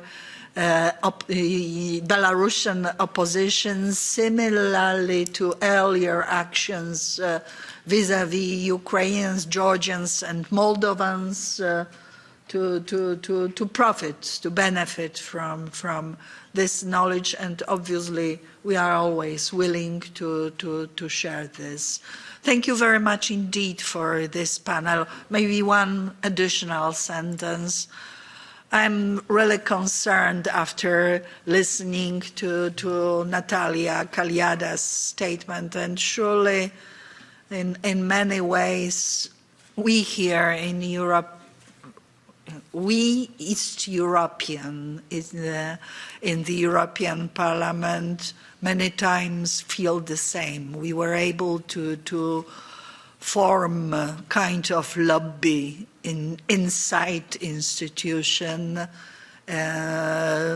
trying to act slightly more resolute towards support of our friends and neighbors who are less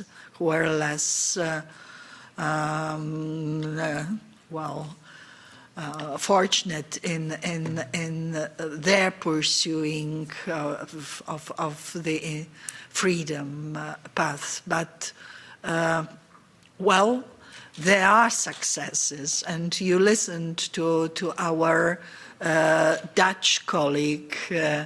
It's extremely important that this kind of emotions and dedication can be found everywhere, and we are willing to continue this. Yes, you are right, sanctions should be much more tight, and once more, there is already work on EU mechanism that disables circumvention of sanctions by those who are willing to do this. Thank you.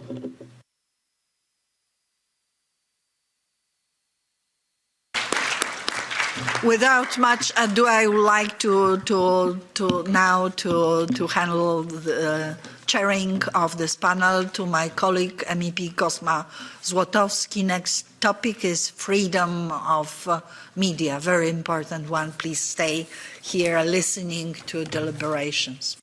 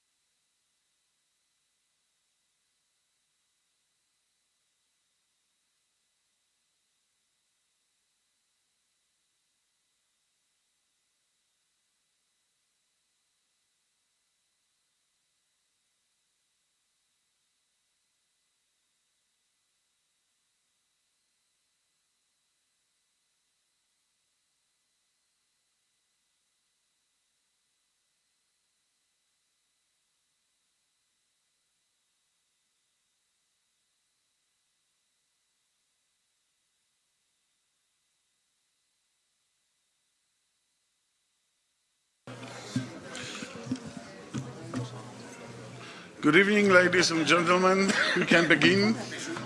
This is the last panel of our conference, and the shortest one also, because we have time to 6 o'clock. We have translations to 6 o'clock, so we should shorten our statements. Ladies and gentlemen, I am Kosma Zlotowski. I am a member of the European Parliament from Poland. And well, we are going to speak about media. Media, as everybody knows, is a powerful weapon. The Lukashenko regime uses it effectively in its information war, which it wages not only against the Belarusian opposition, but also against the entire West. Thanks to the internet, propaganda can reach farther and faster to those places where it can be most effective. We have all seen the role played by messages aimed at Middle Easterns, encouraging them to come to Belarus in order to cross the EU border illegally. Pandemic and the war in Ukraine are other examples of areas of activity by Belarusian propagandists. However, lack of access to independent media is also an important barrier in the struggle for the democratization of Belarus. Blocking access to external sources of information is a difficult task in the internet era, but regimes like Belarus and Moscow are trying to do it. With our panelists, we will try to answer the question whether Lukashenko's propaganda is really effective and what is the role of independent media in the fight for freedom which Belarusian society is still waging. Our first panelist is Mr. Jerzy Pomianowski, Executive Director, Endowment for Democracy, an independent grant-making organization established in 2013 by the European Union and EU member states, is an autonomous international trust fund to foster democracy in the European neighborhood. Mr. Pomianowski has worked in international affairs for almost 30 years as the Deputy Foreign Minister of Poland, Director of OECD UNDP's Partnership for Democratic Governance, and Poland's Ambassador to Japan. Before 1989, he was an active member of the democratic opposition in Poland. Mr. Pomianowski, you have the floor. Thank you. Thank you very much, Chair. Thank you very much for this invitation to Madam Fotyga. This is a very important discussion and conference that we're having here. And of course, this panel, like other panels, they are only focusing on one but still important aspects of the bigger picture. And let me start with saying that support to media is, of course, one of the key priorities for European Endowment for Democracy. As you rightly said, it was established in 2000. It was decided to be established in 2011. Our operation started 2013. So we are now, next year, we'll be celebrating 10 years anniversary. So it is still a young institution. We have a decent budget where we try to help our partners as much as we can. But of course, the scale of needs of independent media in different regions, of course, in Belarus, but not only in the whole Eastern Partnership region, but also in Russia, but also in Western Balkans and many other regions outside of European continent are extremely big, and their life is under permanent stress and dangers. They are big players, and it's not only Russia, it's also China, it is also Iran, and many other players who are trying to use information systems to spread specific narratives that is trying to promote their interest, or simply to blur and to distract international quality journalism from accessing to the audiences. If we talk about specific situation of independent media, we as European Endowment for Democracy, apart from providing grants to independent media, we also took an effort to do a deep analysis of the situation. It was done in 2015. That was called a special report on Russian language media, where we focused specifically on Russian language audiences and Russian language media in the European neighborhood and Russia. So that time, when this subject was not yet that visible and that well discussed, we discovered, together with the group of almost 100 international experts, that to make a long story short, it's not about truth and access to truth, it's about trust. So the media who are able to build trust with their audience, to establish this emotional link, they are succeeding in sending messages. And if this trust is built by rogue media, Kremlin-controlled media, they explore this trust to pass to the audience poisoning narratives and toxic stories and messages. So what we discover is, and that time, today it's a different situation, but I want to take this historic perspective, that if you just say truth and you amplify that you have important truth-based message, it's not enough. It's not enough to win people's mind and heart. Before you come to them with the truth, you have to build trust with your audience. And especially when one media outlet will be asked, can you enlarge your reach? Can you come to your audience that is bigger than just what you have now? That question always was extremely well answered. Yes, but we know that with our present situation, we have limited reach, and it's extremely difficult to break those barriers. I'm not talking only about Lukashenko propaganda. I'm talking about a larger problem that exists in the whole region. And specifically, we were extremely weak as an international community, as an independent media, addressing audiences in Russian language. And in case of Belarus, as we know, there is a huge majority of population who consumes media in Russian.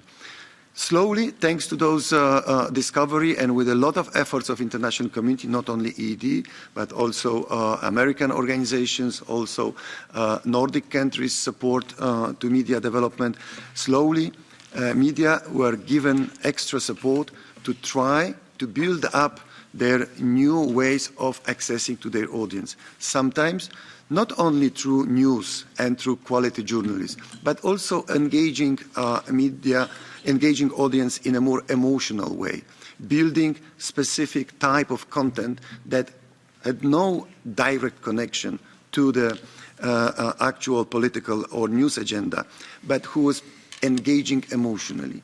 So through this mechanism, and also through core support to independent media, so they felt more relaxed planning long-term activities, slowly independent media started to regain terrain and push back on Kremlin and Lukashenko, Putin and Lukashenko sponsored propaganda. This is something, this is a process. This process was quite long. As I said, it started 2015, but it started also much before. We will hear from Agnieszka Romaszewska today. So there were initiatives already that were trying to address this issue and this new methodology even before. But it is important that we observe quick growth of audiences of those media who engage in this new type of relationship with the audience. This was extremely, extremely important. And I think this is one of the reasons why Putin, for example, but also Lukashenko, they started to harass more and more independent media. They started to be afraid of them because they understood the reach of their impact is growing. And the more aggressive dictators, autocrats are against independent media, more it means it is harmful to them. So this was an important for us indicator that this strategy is a right strategy and that independent media in the whole region can play an important role. Let me conclude with a saying.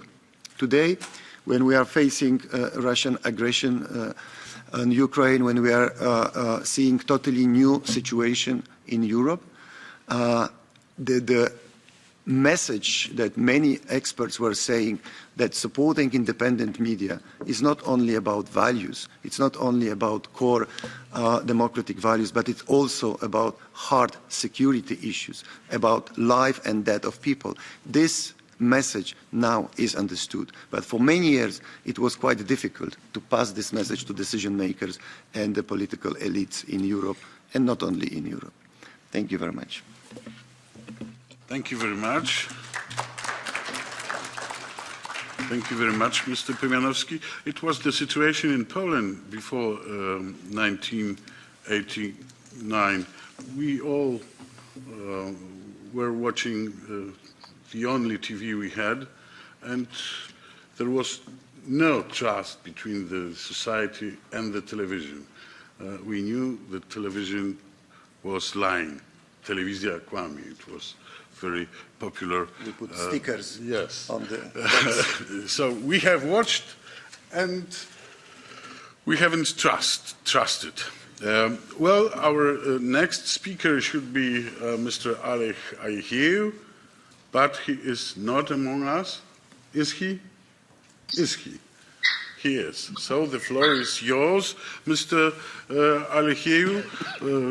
Mr. Alechieu is Deputy Director of the Belarusian Association of Journalists, which was founded in 1995 to protect all journalists working under the threat of harassment, intimidation, and persecution. Mr. Alechieu, the floor is yours. Hello. I will speak in Belarusian. И, по-перше, я хотел бы... First of all, I would like to thank you for giving me the opportunity to take this floor during this very relevant meeting.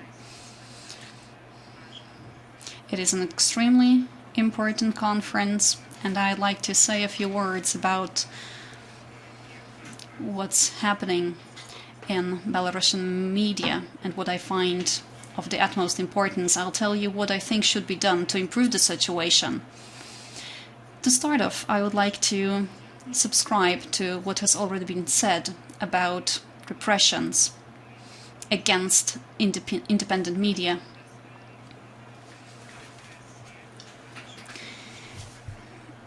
In 2020 and after that date, repressions have been imposed on international media, and the situation has continued ever since. The repressions are systemic in nature, and the intention is to destroy independent media and to create the right condition for monopoly in the media world, so that the influence of the state-owned media is unchallenged. We have 1,200 political prisoners in the country.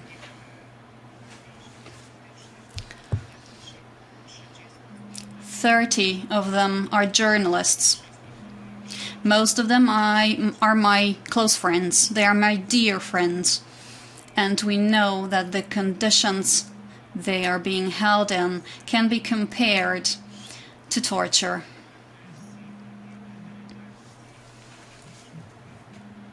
Many independent media outlets due to repressions, had to be relocated and are now operating outside of Belarus. Some of them stayed in the country, and they are taking risks every single day. They are working under the threat of imprisonment, but they keep on working. Those journalists who stayed in Belarus and those who were forced to flee the country represent free and independent Belarusian media. The Belarusian Association of Journalists has also been under pressure by the state regime. Around 30 independent media organizations have been stripped of their official status, which means that we are not registered officially.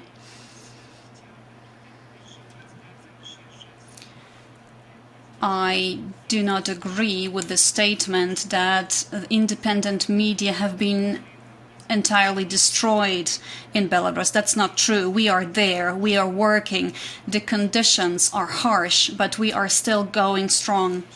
Regardless of the repressions, our independent journalists are working every single day for the benefit of the society, of the public. Lukashenko's propaganda and Kremlin's propaganda are mounting, and they are trying to impose pro-Russian narrative on the society to explain Russia's aggression against Ukraine.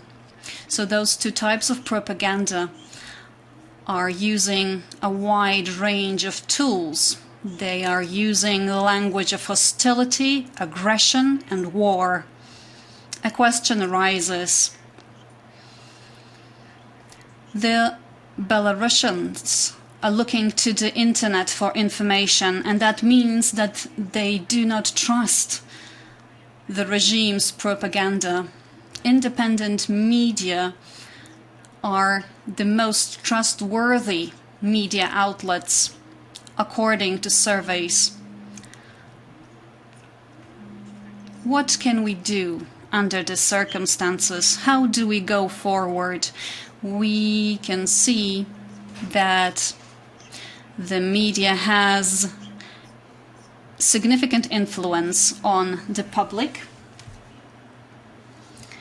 And so the independent media has an important role to play in creating fully fledged civic society in Belarus. And in 2020, we proved that such civic society does exist.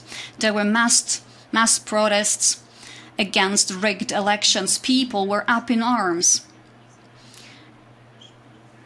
We want to continue in this vein, and we want our partners to support us, to step up their support for independent media in Belarus, so that everyone can know what is happening in our country, and so that our people can know about the things happening in the world. We want the repressions against our journalists to stop. We want to free our journalists. We want independent Belarusian media to keep on working and keep on sending messages to the public, conveying the truth and ensuring top quality journalists. To achieve that, we need to force the regime to release independent journalists. We need to stand united. We need to show solidarity. One day, Lukashenko's regime will be no more, and we need to be prepared to fill the void with independent media that will convey the truth. We need to support the freedom of speech. We need to support the freedom of the media, and we need to support democratic transitions in Belarus so that we can work together to make Belarus a part of the European family, not only in terms of geography, but also in terms of politics and in terms of other qualities. Thank you. Optimistic. In times without hope, there are real journalists in Belarus. So our next speaker is Mrs. Agnieszka Romaszewska-Guzy, Polish press and television journalist, considered a top media expert of the Russian language media space in Eastern Europe, currently the director of Belsat TV, earlier, among others, the vice president of the Polish Journalists Association and a member of the steering committee of the European Federation of Journalists. Mrs. Romaszewska, you have the floor. Thank you very much. First of all, I have to mention that this history of last years of Belarusian media, it's the success story, I would say. It's maybe it's a little paradoxical, but I would say that it is a success story. Why? Because I think that this year, when Alexander Lukashenko didn't decide to draw his army into Ukraine, the reason for that was the state of mind of Belarusian society, and at this state of mind, an influence of the media at this state of mind cannot be overestimated. And I think we could see how those media how can influence people. Maybe because our session is short, maybe I would speak Polish. That would be a little bit quicker. Okay.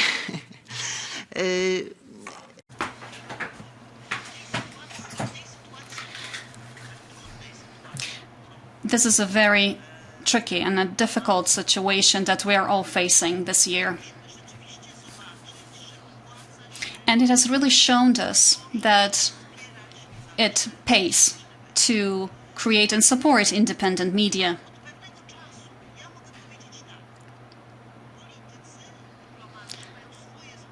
Of course, the politicians and diplomats have their own ways to assess and evaluate the situation in particular countries, and the journalists have other ways and methods.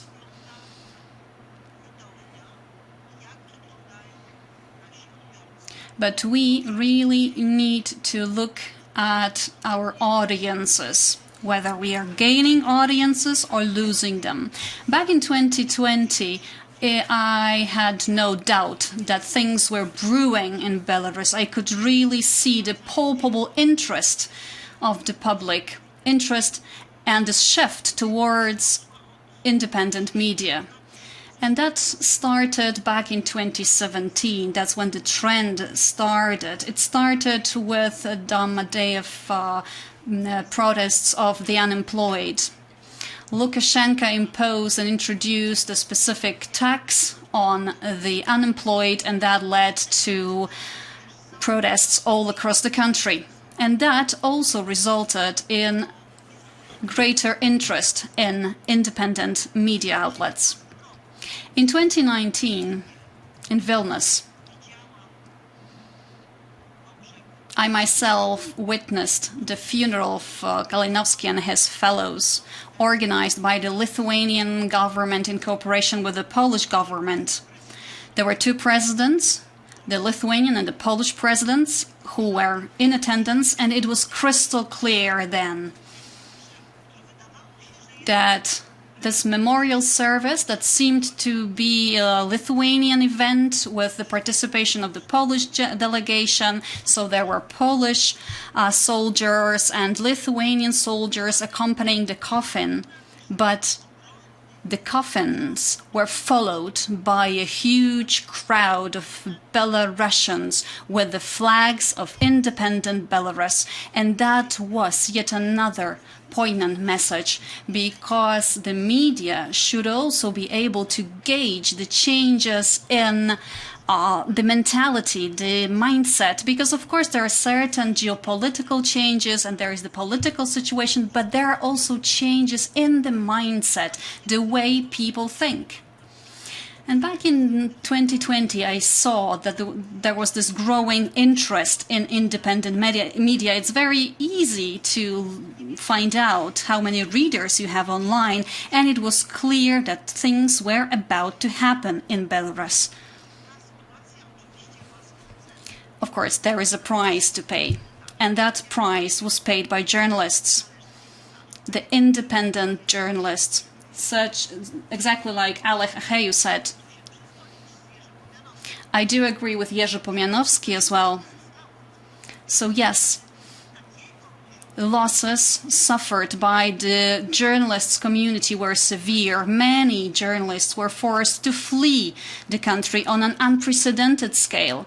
30 people were imprisoned, by dozens and dozens of people fled the country and settled in Warsaw, in Prague, and in other cities and countries. So the price was a high one, but it was worth it, because we can see the results. What else can I add? I do agree with the previous speaker who said that the most important thing for the independent media is to build trust. It is important for them to convey the truth, but that's not enough, because there is a lack of trust in Europe. So the audiences want to identify with the media, to trust the media. But to accomplish that, you need to have the right knowledge. You can use trial and error to find out what the readers are reading, but it pays to do that. Vladimir Bukovsky, who was a friend of my father's, used to say that before the tanks come in, it's easier and cheaper to finance the media, because a tank costs a lot, and we can see that in Ukraine. The media is much cheaper. Of course, the influence is much more limited than what we can see in Ukraine. So right now in Ukraine, what you need is tanks and long-range weapons, but until that happens, until that becomes necessary, until we do not really know what becomes necessary, it's important to work out there with the people to change and shape their mindset. So I think that it is vital to realize that. Jerzy Pomianowski also mentioned that it was difficult to get the message across to politicians and diplomats. It was a tall order. It was a difficult task. Because it's difficult to measure certain things. We understand that it's difficult to measure the results of our work. Of course, online you can now see the size of your audience, but it's more difficult to find out how many people view your broadcasts. Maybe they view it for some time and then they move on. So it's very difficult to measure the results sometimes. But I am deeply convinced that before the time comes for the tanks to roll in, and sometimes after they are already deployed, it's important, it is vital to keep on working on changing and shaping people's mindsets. And that's also what the propagandists are doing. But of course, the propaganda of Lukashenko is much less effective. But we need to state openly that the public and the society in Belarus is under the influence of the propaganda, both the propaganda that originates in their country and the propaganda that originates in Russia, which is more effective than the Belarusian one. So the propaganda that originates in Russia is more flashy and more effective. So that's something that we tend to overlook as we look at it from the outside, because sometimes we forget and maybe we do not know what happens if our brains are washed every single day, day in and day out. And one more point about the propaganda. Your regular person, a normal person, finds it difficult to realize that propaganda is actually effective. Normal people do not realize that lies can be so effective. Of course, we do imagine that, yes, somebody might lie, but we cannot imagine that lies can be so effective. We tend to think, yes, there is some morsel of truth there, but no, sometimes there is no truth behind the lies. And this is the greatest power of the propaganda efforts, because people are unable to imagine and understand that, because usually if you hear a lie, you might imagine that there is some truth to it, but propaganda works in a different way. It is all about the lies. It is all about distorting reality. It's all about distorting and upending the system of your values. It is about presenting the world in a whole new way. So that's the propaganda we need to face as the media. We've been doing this for 15 years in Belsat TV, but we need to keep on working on that. Thank you.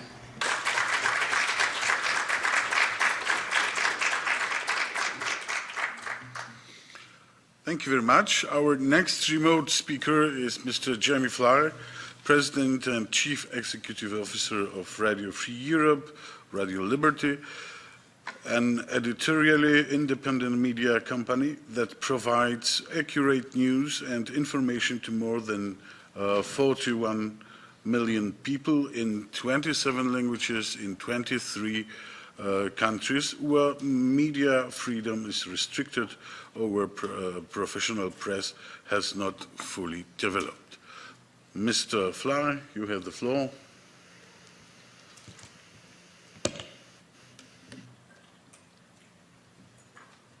Thank you. Thank you for having me, and thanks to the organizers for arranging this important conversation about the situation independent media are facing in Belarus. As was noted, I lead Radio Free Europe, Radio Liberty, which is a multimedia news organization funded by the United States Congress. We've been reporting the truth to the people of Belarus since 1954 through our Belarusian service, Radio Svoboda, and we have always provided, over those many decades, objective news and independent information, but also a wide range of cultural and historical programming for the Belarusian people. We've obviously been very active since the fraudulent presidential election in August 2020, covering events in Belarus. And I just want to reiterate what's already been noted, that Belarus, unfortunately, has now become almost a new model for the ways that authoritarians can try to control access to independent information and the ways that authoritarian regimes can crack down on independent media, essentially criminalizing journalism at an extreme level. This harassment of journalists and truth tellers has even extended to individual citizens who are now at times being punished for who they follow on social media and what content they try to engage with or even like on social media.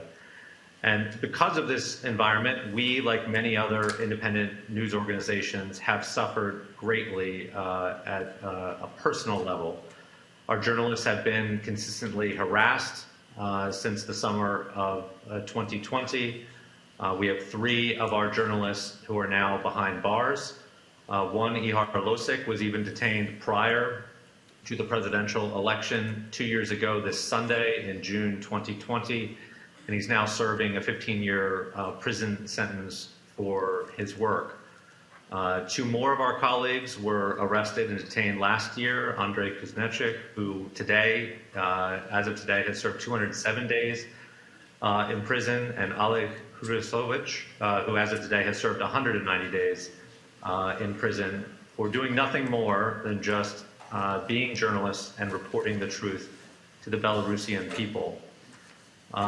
In July 2021, almost a year ago, our office in Minsk, which we had operated in for many years without significant harassment, was raided and shut down, and our news operation in Belarus was designated an extremist organization which has also allowed the regime to target our audience, as I mentioned before, to target people just for what channels they follow, what content they like and try to engage with.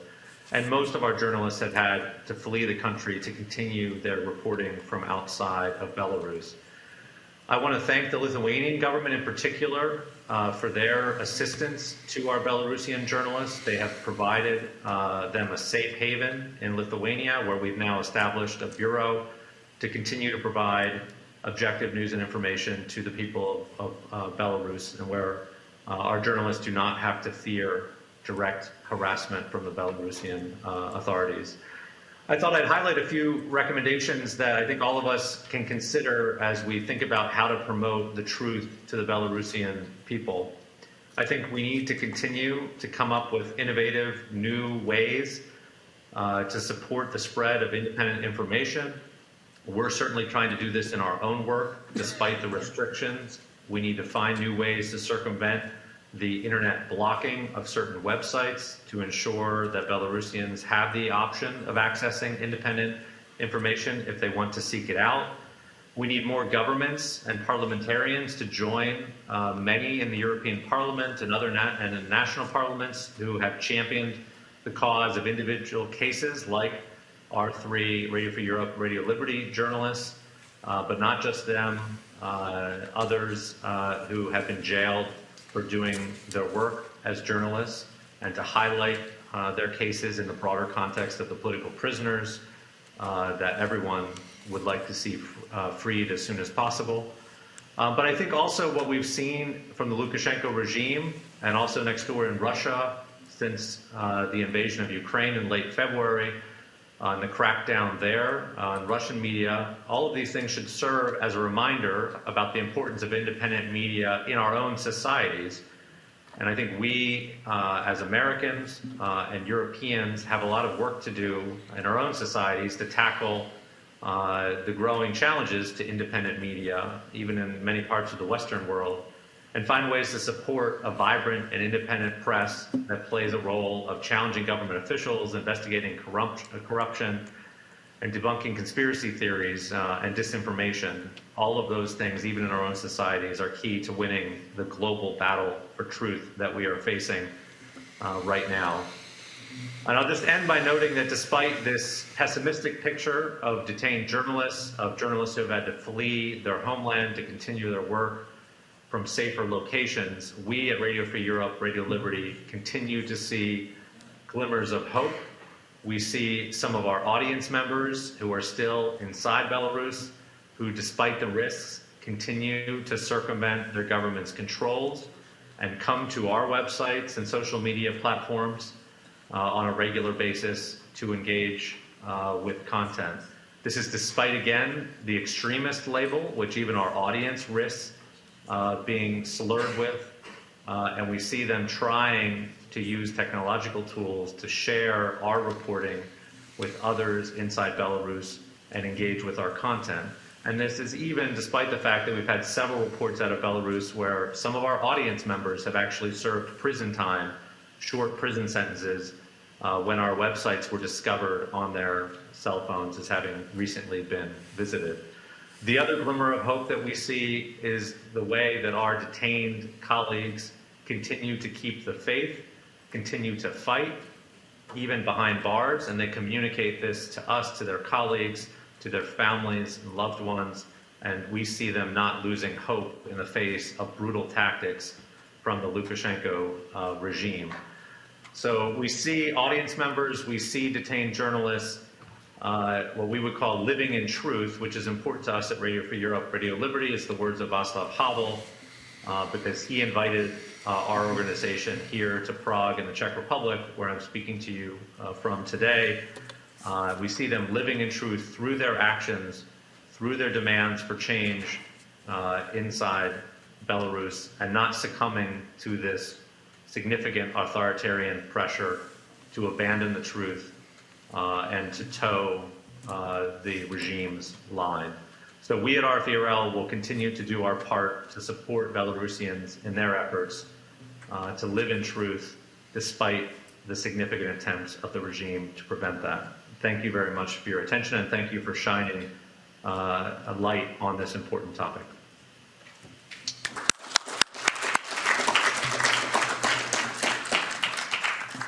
Thank you, Mr. Fly. Those of us who thought that the role of Radio Liberty and Free Europe was played to the end in about 1990s were wrong. And our next speaker is among us, Mrs. Natalia Radzina, Belarusian journalist and the editor-in-chief of the independent news site Charter 97. In 2010, arrested and indicted on charges of organizing mass disorder in the post-election opposition protests in Minsk, and faced up to 15 years in prison. After releasing, fled from Belarus and relocated to Lithuania, where she continues to act as editor-in-chief of Charter 97. Mrs. Radzina, you have the floor. Дякую велике, я буду розмовляти на білоруській мові. На самой справе сайт Харты 97 это старейший. Thank you very much. I will speak Belarusian. Now, Charter 97. This is the oldest internet portal, well over 20 years old.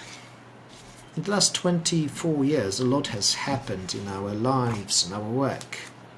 In 2010, Alech Bielminin was murdered. He's the man who founded Charter 97. I was imprisoned by KGB after the elections in 2010. All of our Minsk-based journalists got arrested.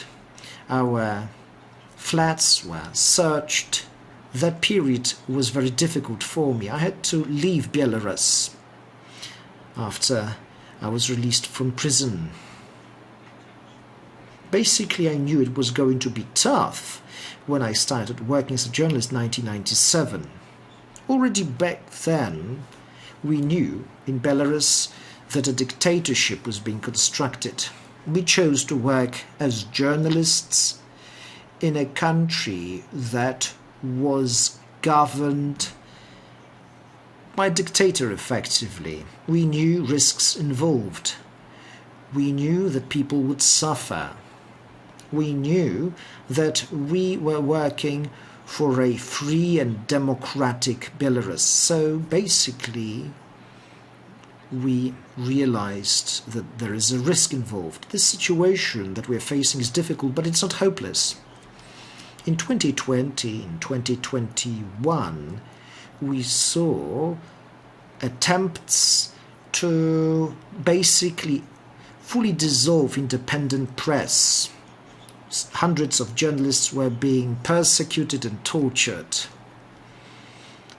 The last independent websites were deemed to be extremist news outlets. Despite that, journalists left their country and tried to work for independent media.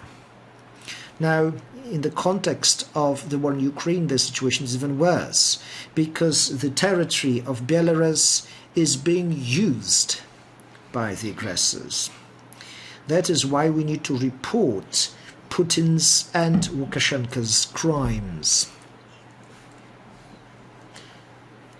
Basically, propaganda is active. We need to fight it. We need to fight brainwashing. Belarusian journalists have done a lot, and that is why the Belarusian military have not been deployed, because the Belarusian military do not want to die for madmen such as Lukashenko and Putin. We hope for solidarity and support. What kind of support is needed? We need monetary support. Now, Charter 97, we are 24 years old. It is blocked in Belarus as early as 2018. It was difficult to obtain financial support. I don't know why it happened, but the media have been focusing mostly on such labels as a criminal.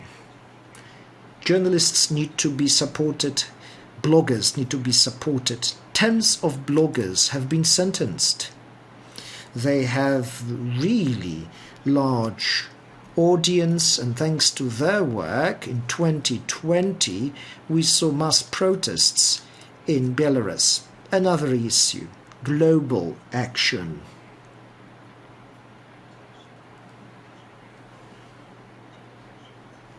So discussions were quite fruitful, and I read this report of the Belarusian Journalists Association on crimes against humanity in Belarus. I'm talking about the years 2020 and 2021. Crimes against humanity were committed there in the territory of Belarus. And the international and global law criminalizes such actions. Journalists and other protesters have been killed. Thousands of political prisoners remain in prison. We are talking about thousands of people. We don't know all of their names. The administration claims that 4,000 criminal cases are pending. The war in Ukraine made the situation even worse. Now, Lukashenko is also culpable for what is happening, and he should face justice one day, just like Putin. Crimes against humanity are being committed by Lukashenko's regime, and Lukashenko's regime is co-responsible for what is happening in Ukraine. They need to face justice one day. Roman Halavchenko, the so-called Belarusian Prime Minister, said that as a result of sanctions, $18 billion will be lost, and the annual budget is 10 billion euros. So the economic crisis will deepen. As a result, we will see another wave of protests. Now, what about wages? They will be lower. Not only those of regular citizens, but also those who support Lukashenko, so their support should weaken. Resources are mobilized, and regime will not get the support from Russia that it has been getting so far. So sanctions need to be well synchronized. They need to be harsher, both sanctions against Russia and Belarus. EU and American sanctions need to be supported by the International Labour Association, or rather organization. Now, journalists and bloggers, activists have been detained. Laws have been broken. The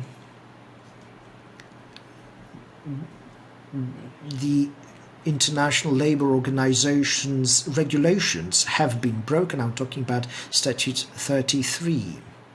Also, we need to look at the criminal court. We are talking about a very serious matter. Long live Belarus. Now, before I take the floor to Mr. Skowroński, I'd like to ask Mrs. Romaszewska-Guzy to say some sentences about journalists who are working for Bielsa. Just Mr. Fly reminded me that I didn't mention those people, those brave journalists, Bielsa journalists, because he spoke about Svoboda journalists who are right now in prison, really are suffering for their work. And I would like to mention of several people from Belsat that are imprisoned right now. They are two young women. It's Daria Trultsova and Katerina Andreeva. But the biggest problem here, they both have served a 2-year sentence right now, but the biggest problem right now is that Katya Andreeva is threatened with another sentence and she's threatened 15 years of prison. And then day after tomorrow in Homel, the court trial begins, and there will be and they will try our long-time colleague, employee of Polish television, Irena Sławnikova. She's also threatened with a 7 years term. So turn your attention to that too. Thank you very much. Thank you very much. And now, Mr. Krzysztof Skowroński. He is a Polish journalist, founder and president of Radio Wnet, and since 2011, president of the Association of Polish Journalists. Mr. Skowroński, you have the floor. Bardzo serdecznie dziękuję. Wchodząc do... Thank you very much. When you enter the seat of the Association of Polish Journalists, which is a building located in the very heart of Warsaw, you can see the photographs of or almost all the arrested Belarusian journalists.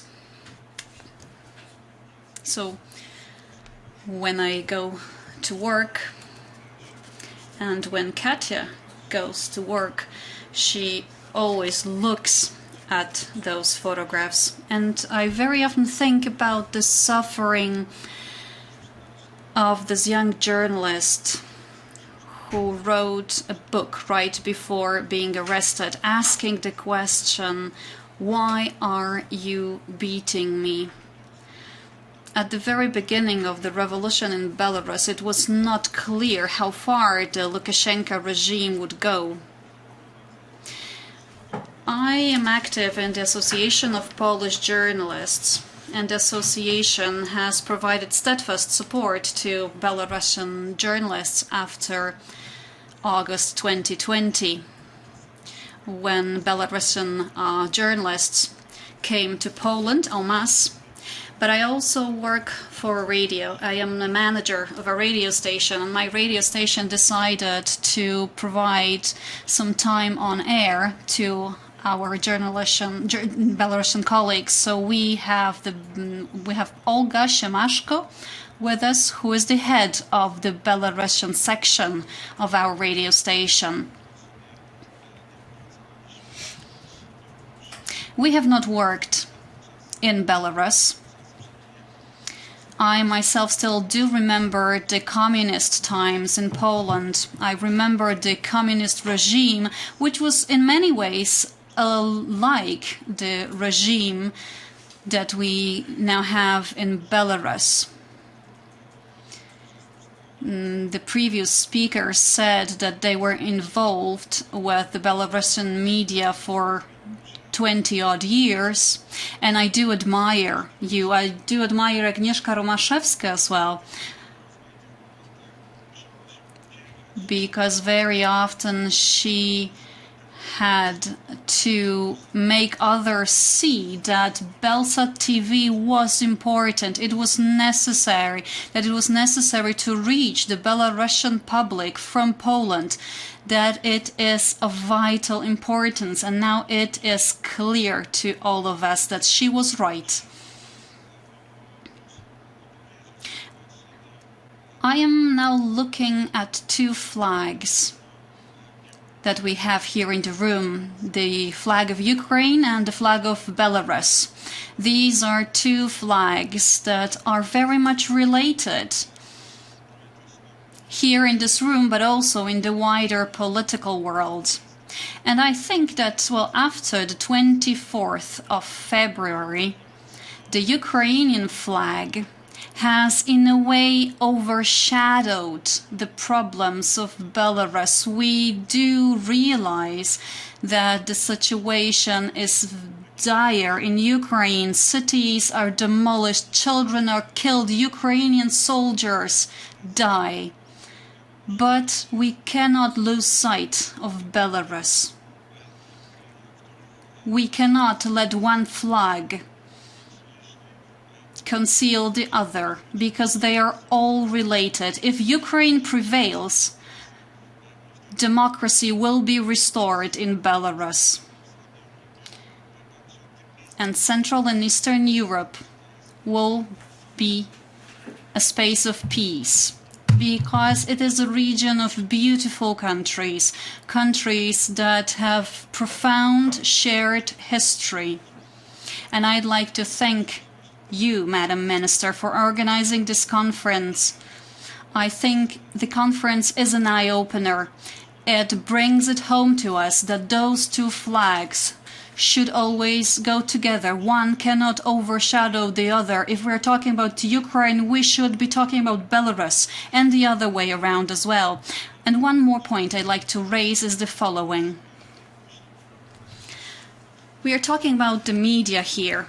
UNET, the Belarusian radio, other media outlets. So we will be using those channels to talk about this conference all over the world, to reach audiences all over the world. This is not a mainstream conference, so to speak, but it is an important platform. We do need to spread the message, spread the word. And I'm turning to Mr. Jerzy Pomianowski here. And I'd like to say that small media outlets, independent media outlets, are created because there is a need for them to exist. But what they also need is institutional support for these media outlets to be sustainable. They are very often created as grassroots initiatives. They do not have the necessary resources to scale up their activities, so that support is vital as well. Support is important, but it's also important to shape the mindset of the population. So very often small media outlets are created due to the activity or due to passion. But sometimes they do not have a long-term perspective. We tend to think about the next 5 or 7 months, and it's very difficult for us to create something in the long run because we are preoccupied with what is going to happen to us tomorrow. And this is also what makes it difficult for us to reach wider audiences. And we do have an important message to spread, and we know that we should make sure that this message reaches Moscow as well. Thank you.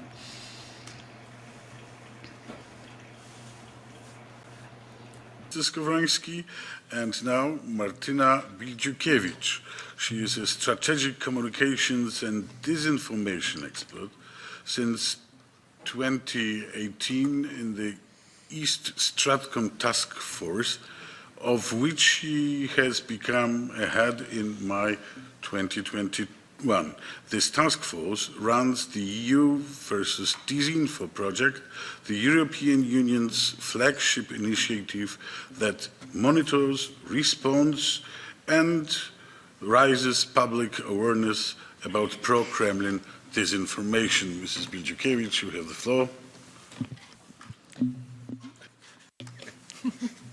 Too many microphones. Thank you very much. And first of all, thank you very much, Minister, for inviting me. I'm honored to be in such honorable company of speakers. What can I say at the very end of the conference, especially given how many important words were said already? And distinguished speakers really made all the most important points, I believe. What I can say, what I will try to do right now is to kind of complement the picture of how Lukashenko's regime works against independent voices. As it was mentioned already, the task force that I'm the head of is dealing with pro-Kremlin disinformation that includes disinformation and propaganda pursued by the Belarusian regime, by Lukashenko regime, and I would like to share a few insights on how actually the regime works, and I will also say a few words perhaps about the effectiveness, which was also mentioned in the first remarks of my predecessors. It is not a secret that the democratic opposition in Belarus is being targeted both by Russian propaganda, both by Russian disinformation, and disinformation pushed by the Lukashenko regime. And we have seen the alignment of the regime and Russian regime before, many times. One of the examples was when after the democratic protests started in 2020, some of the Russian so-called journalists from Russian state-funded outlets came to help out their colleagues in the Belarusian regime media, and they just stayed there in order to pursue the same narratives.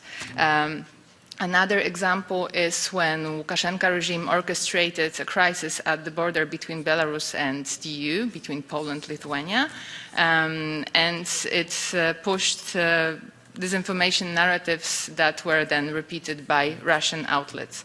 And what we are seeing right now is very much the same. So Belarusian outlets, Belarusian state outlets, of course, I mean, those that are supported by the Lukashenko regime, are also repeating what Russian state outlets are saying about the so-called special military operation in Ukraine.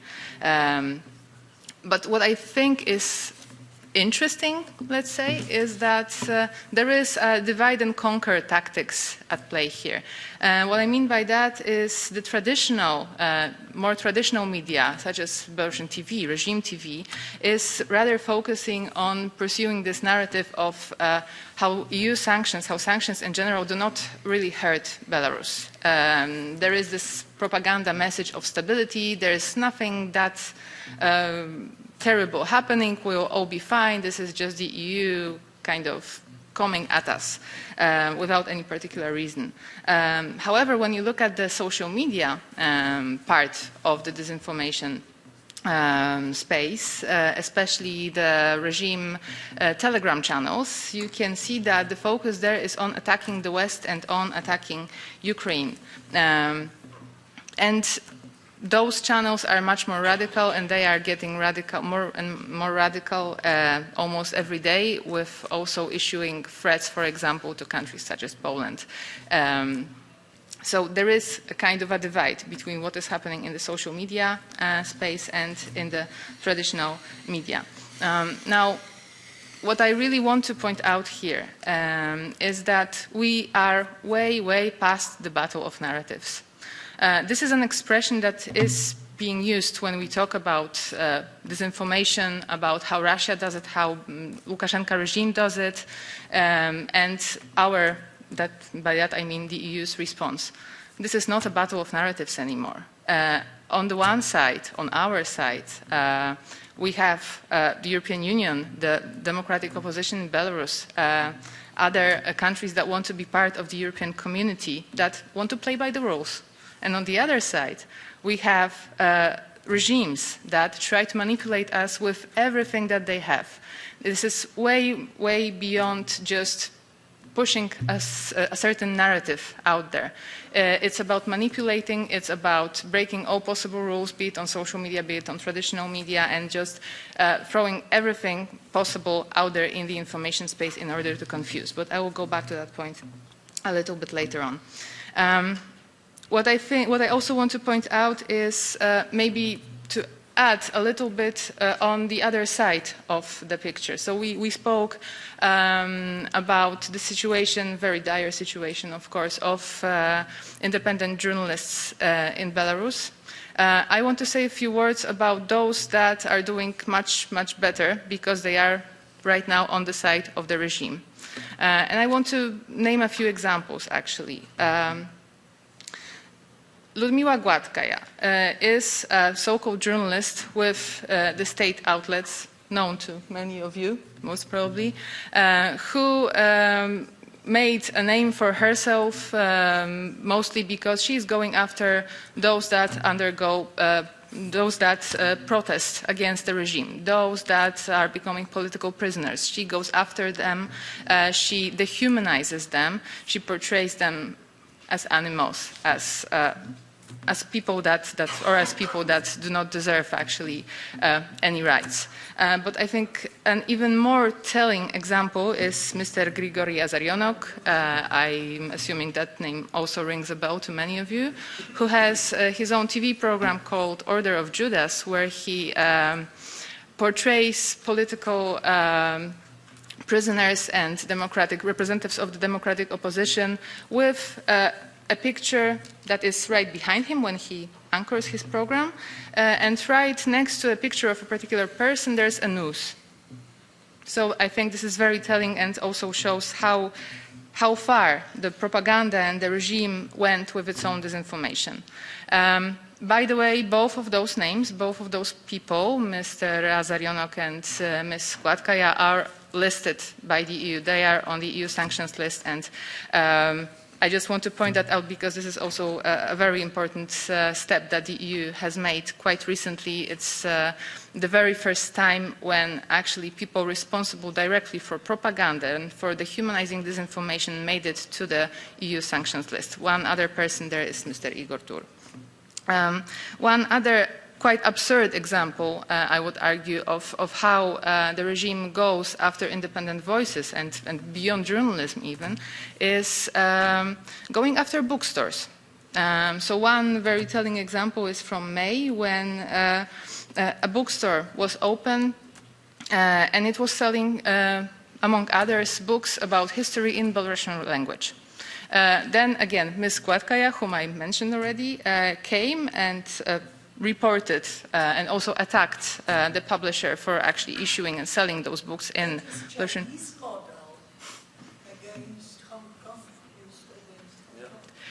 Actually, also very interesting that you mentioned this, Minister, because I saw quite recently Mr. Lukashenko saying that we should actually consider going in the direction of how Chinese do it with their own propaganda. So this is very telling, indeed. Mm-hmm. So after a few hours, after Mrs. Składkaja went to that particular bookstore and attacked verbally the owner, the place was raided and then closed down. Right now, there are over 600 Telegram channels listed as extremist, and over 200 people were detained just for spreading information from sources that are deemed extremist by the regime. So this just complements, I think, quite well, those numbers complement the picture of how regime goes after all possible independent voices and how it is closing the space for any kind of independent sources. And I should also mention, because I don't think that has been mentioned before, the so-called confession videos. So people are being detained and then forced to record their confessions. And those confessions are then promoted by the regime on social media so that, you know, other people get scared and don't pursue the same path. I want to say a few words about the effectiveness, as I promised in the beginning. I would agree with my predecessors that the regime of Alexander Lukashenko is not very effective with its propaganda, with its disinformation. However, what we really need to remember is that those measures that are being taken are not about convincing anyone to a particular narrative. It's about sowing confusion. It's about creating chaos. It's about throwing as much also contradictory messages out there as possible so that people are confused and also people are scared. And then they withdraw from any kind of debate, withdraw from any kind of attempt to be out there in public and speak against the regime. What Mr. Skowroński just said about kind of Belarus not being point number one on the agenda in the EU, that resonates with me very much, also because I think it's part of our job, also part of the job of my team, to keep Belarus high on the political agenda. next to Ukraine. They should not exclude one another. So what we do as EU versus Disinfo and as East Stratcom Task Force, we keep calling disinformation out. We keep raising awareness about how it works, and we also try to remind, especially the EU audiences, that Belarus matters and what Belarusian independent voices are doing, they are doing also for our community. Thank you very much.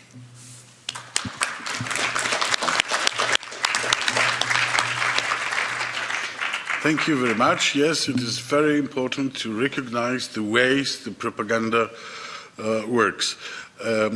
Our two last statements by members of the European Parliament. First, Mr. Bernard Guetta, French journalist since 2019, member of the European Parliament. Mr. Guetta, you have the floor. Thank you, Chair. Well, I am indeed a member of this Parliament, and if I may, a politician for 3 years, but I am a journalist for more than 50 years. And during the first half of this half century, I used to cover the communist countries for Le Nouvel Observateur and then for Le Monde. And I would like to speak about my own experience and my way of covering those countries to try to answer our question. Our question is truth versus lies. Situation of independent media, and Le Nouvel Observateur and Le Monde were and are independent media, versus regime propaganda and the press of the communist country, how surprising, was a propaganda tool. So what was my, could I say, my policy in my job at that time? I didn't want to argue with the propaganda regime. It would have been to lose my time and the time of my readers to keep telling that communism is a dictatorship, that communism is not a very nice regime, that communism send opponents in jail, and so on and so on. Well, I assumed, and rightly so, that my readers knew that. And specifically, why did I assume that? Specifically, because I was quoted every day, I mean, my articles were quoted specifically when I was a correspondent in Poland during the Solidarity times, were quoted every day, if not every hour, on Free Europe, Voice of America, Deutsche Welle, Radio France Internationale, and the BBC. And so I had a double responsibility for my readers and for the listener, not only in Poland, but also in the entire communist world. So I used to write not against the propaganda, not against the communism, but to tell the truth, very simply the truth. What was happening in this country, what the opponents were doing and telling, what were their texts, and what was the action of the Solidarity, not only of the Solidarity leadership, but also of the grassroots movements at that time in Poland, and so on and so on. And please note a fact. Free Europe at that time wasn't arguing against the communist regime. It was simply the best source of information on communist country. It was cold-minded, very calm, very quiet, factual, professional. And I saw that during those 25 years of my journalism on the communist country, that my profession, that journalism, was the best tool against propaganda. And that counter-propaganda wasn't the best tool against propaganda. And it was exactly the same, again, with Free Europe. It was exactly the same with the BBC. And with Radio France Internationale. I would say that this team, because actually it was a team, I knew the people in Free Europe and at the BBC and at Radio France Internationale, and they knew me, of course. We had exactly the same attitude. Exactly the same attitude. Again, not a counter-propaganda, but journalism, but professionalism. Should we act differently now? Should I act differently if I were still covering Russia or Belarus for Le Monde or Le Nouvel Observateur? No, I don't think so. I would act exactly the same way. Exactly, I would try to act exactly the same way because this is the most efficient one. And we have to oppose the example of freedom and truth against absence of freedom and lies. We have to oppose against propaganda the virtues of not only of freedom, but of journalism. It's not always very easy. We know that. Exactly the opposite, actually. This is very difficult because it is very easy to oppose counter-propaganda to propaganda. That's very easy. That's the easiest way. But should we win the trust and the respect of the people with counter-propaganda? I don't think so. I don't think so, because counter-propaganda is propaganda. And the readers, the listeners, the viewers on the TV now understand that. And they don't like any kind of propaganda. They want facts. They want truth. They want the hard job of real journalists. And they understand immediately that this is a real try to get the truth and to give the truth to the readers.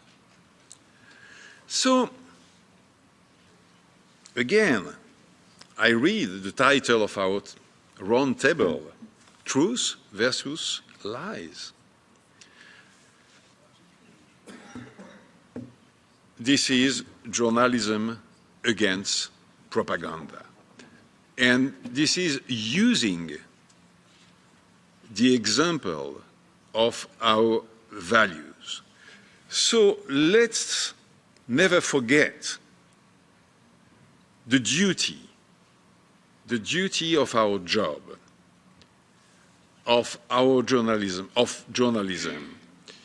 and let's not forget that democracies should never, never use a TV station, a radio station, any state media as a propaganda tool for a party, a government, or any kind of political force.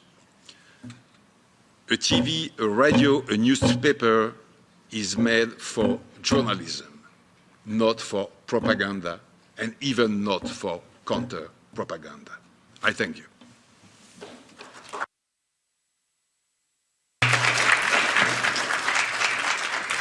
Thank you very much.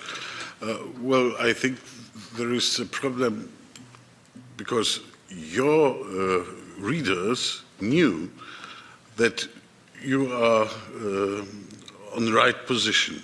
But the people in such places as Belarus, they have only one source of information. And if they have only one source of information, they don't know if it is lie or not.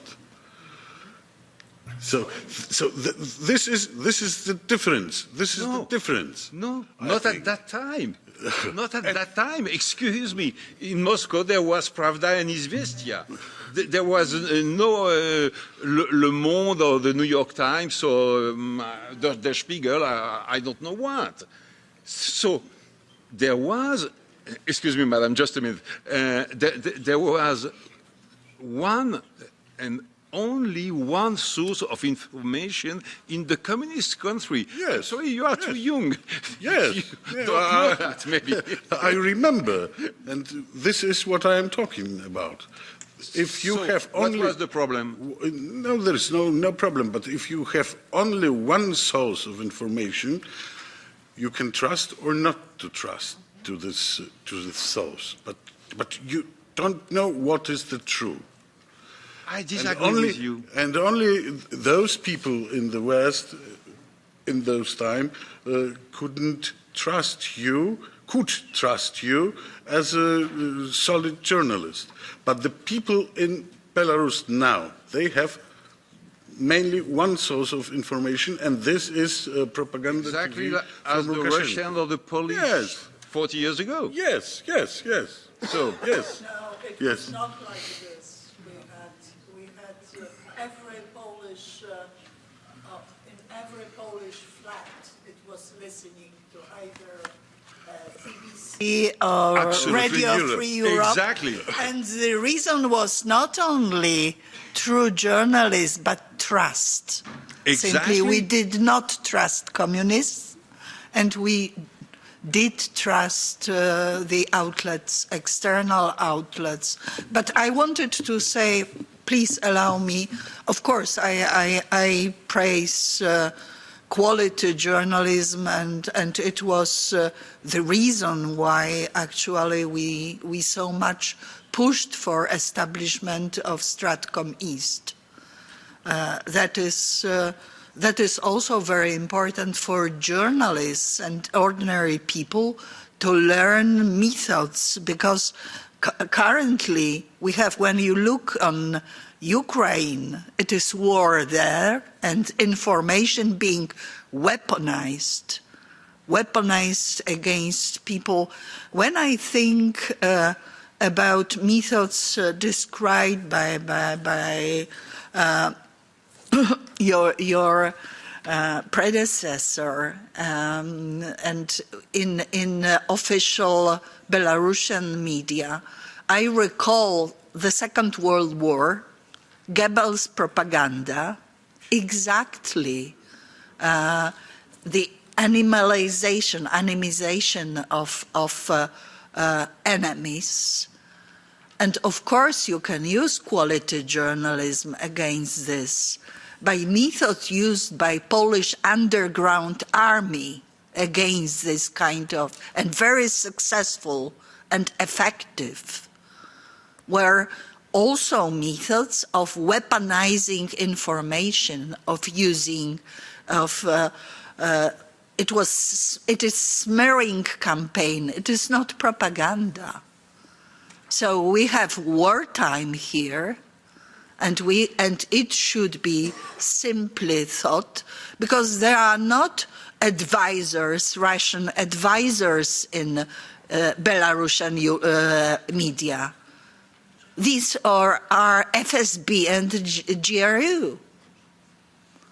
That is simply operation, secret operation used in information wars. So I think we have to discuss totally different things and security issues rather than quality journalism in this case. Yes, of course you are right. The true quality journalism should be used by media, but we have in terms of Lukashenko and Putin, we have totally different issue than just propaganda. Thank you.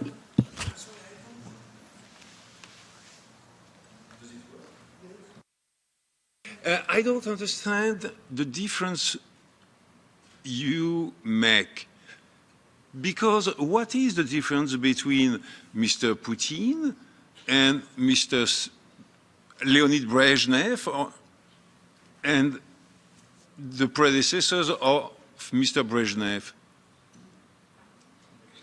Do you see a real difference? I don't. I don't. Right, but in the media sphere you see a lot, the current media sphere, and the situation during 70s and 80s when you were working. And right now, in the current media sphere, this so-called Brezhnev message is put to so many different. But I don't. No. You could say so. I would agree with you on that point. But is the propaganda, the Russian propaganda, now closer to Stalinist propaganda? That I'm not sure.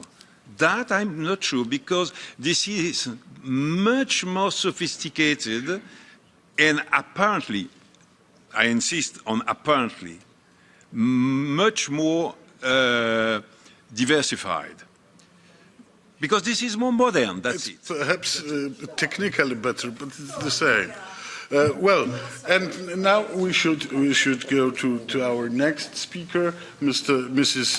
Beata Mazurek, since 2005 member of the Polish Parliament, since 2019 member of the European Parliament.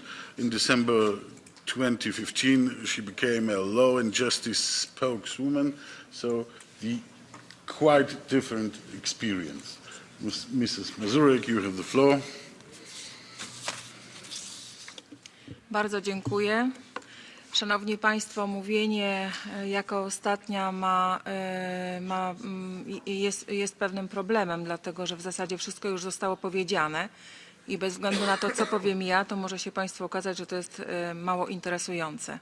Ale zrekompensuję to tym, że będę mówiła krótko i mam nadzieję, że Państwa nie zanudzę. Pani Minister, bardzo dziękuję za zaproszenie do udziału w tej dzisiejszej konferencji, niezwykle ważnej konferencji. Myślę, że to ogromne wyróżnienie i odpowiedzialność za słowa, które mam nadzieję i sądzę, że chcielibyśmy, aby sprowokowały czyny. Żyjemy w XXI wieku, w wolnej, demokratycznej Europie. Nikt nie wyobraża sobie dzisiaj życia bez dostępu do najnowszych i najświeższych informacji. I w dobie cyfryzacji te informacje tak naprawdę nie tylko w kraju, ale i na całym świecie rozprzestrzeniają się lotem błyskawicy. I to jest dla nas sprawa tak naprawdę zupełnie naturalna. Istnieje jednak rzeczywistość, w której ludzie są pozbawieni dostępu do prawdziwych informacji, tylko faszerowani są kłamstwami, o których mówiła pani Romaszewska, a ci, którzy próbują przekazać te prawdziwe informacje, zostają brutalnie i bezprecedensowo tłumieni. Białoruś. Kraj, który znajduje się na 158 miejscu pod względem wolności mediów. Wśród 180 krajów, w których badano wolność dziennikarską, znalazła się Białoruś na 158 miejscu w bliskim sąsiedztwie Korei Północnej.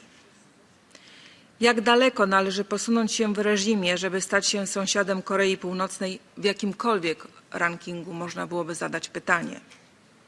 I Łukaszenko wie to najlepiej. Według raportu Europejskiego Komitetu Ekonomiczno-Społecznego z maja bieżącego roku sytuacja niezależnych mediów na Białorusi jest tragiczna, a cały ten raport szokuje. Czytamy w nim m.in. o dziennikarzu, któremu w trakcie zatrzymania połamano obie ręce, a po umieszczeniu w więzieniu odmówiono pomocy lekarskiej w ciągu następnych dni. Poznajemy również przykład znanej dziennikarki ze zdiagnozowanym guzem mózgu, której uniemożliwia się konsultacje z lekarzem. Od wyborów prezydenckich na Białorusi w sierpniu 2020 roku regularnie odbywają się naloty, przeszukania, przesłuchania i inne formy represji w celu zastraszenia mediów. Pamiętacie Państwo zapewne przykład samolotu zmuszonego do lądowania w Mińsku.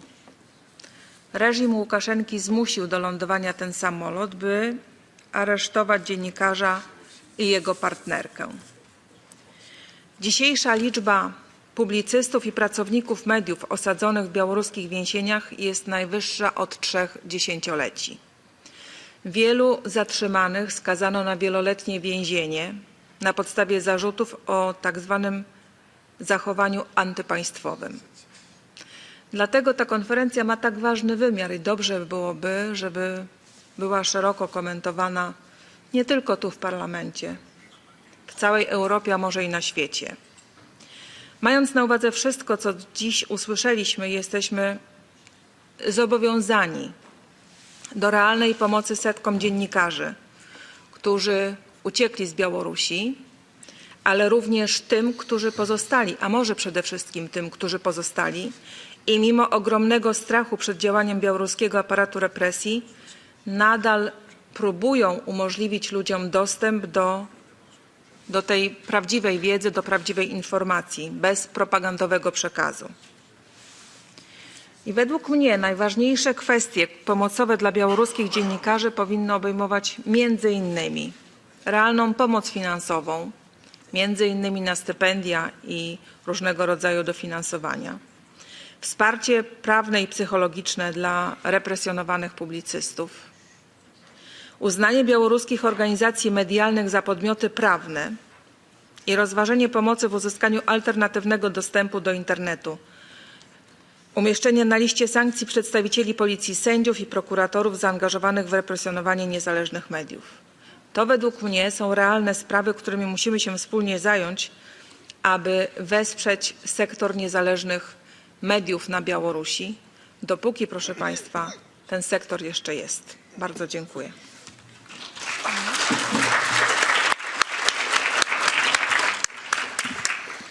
Thank you very much. And we have here with us Mrs. Lexman. May I take you the floor to hear some words from you. Mrs. Lexman is member of the European Parliament too. Thank you very much. Thank you, Mr. Chair. I would like to thank Anna Fotyga, the organizer of this event, my dear colleague and a person I really admire in this Parliament. I was supposed to speak in a different panel, but unfortunately because of the flight confusions and problems, I couldn't come earlier. But I will speak about a different topic, but I will link it to the point of disinformation. My point was to bring you a story of a person who is of a similar age to me, but from a country where I was born in a dissident family. My predecessors were killed in a concentration camp, were imprisoned, but I, as a teenager, since I was a teenager, was able to live in a free and democratic country and try to serve that my country belongs to the Western democratic and free part of the world. But young generation, or my generation in Belarus, is still more than 33 years after we gained freedom, is still fighting for freedom. And when I think of this, this is something which encourages me to help them, to support them, and to be of any support I can be. My party, the Christian Democratic Movement in Slovakia, has established a cooperation with the Christian Democrats from Belarus. And one of the leaders, because they have two co-chairs, Pavel Severinec, is a dissident, a political leader and co-founder of this political movement. He is already serving more than 8 years in prison, in and out. He's one of the 1,223 political prisoners in Belarus. Pavel is a writer, has already completed 14 books and has received many awards, among others the Adamovich Belarusian Pen Center of Literacy Prize, Francis Aleksanovich Prize, Basil Bikau Prize for Freedom and Thought, and the Warrior of Light of Ukrainian and Belarusian Literacy Prize.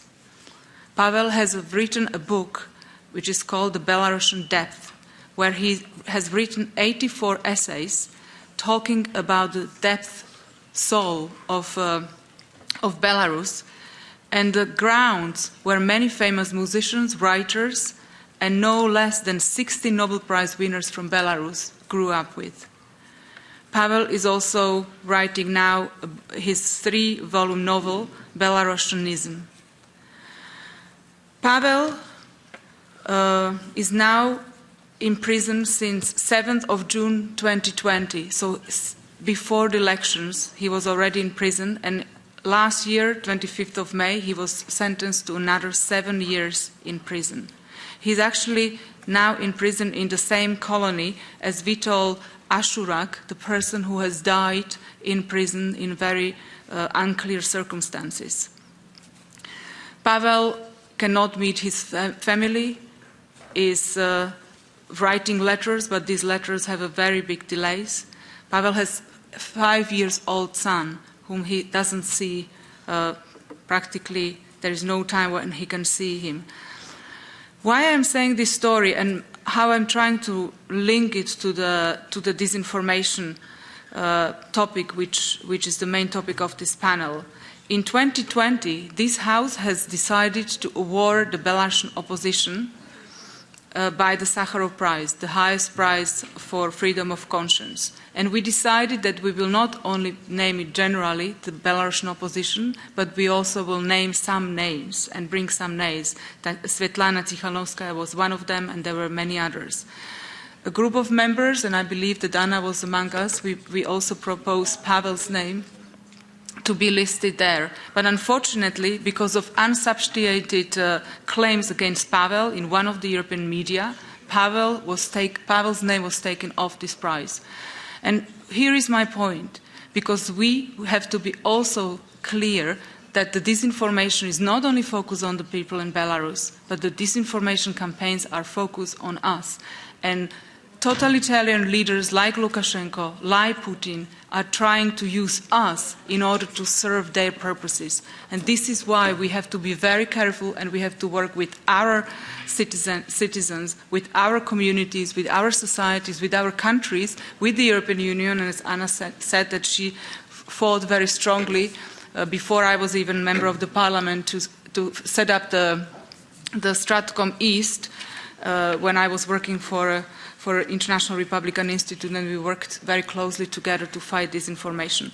And just to conclude, I will read the words Pavel's wife, Volha, has written about Pavel. For Pavel, freedom and justice in Belarus are values for which he has to sacrifice a lot. The opportunity to be close to his family, his long-awaited son, the opportunity to write books. Pavel consciously chose this path. It is difficult for him, but he is consistent and faithful to his choice. He believes that Belarus will be free. Only with the joint efforts of the Belarusian people and the European family can we complete this path with the victory of democracy in Belarus. Help us walk this path. Thank you.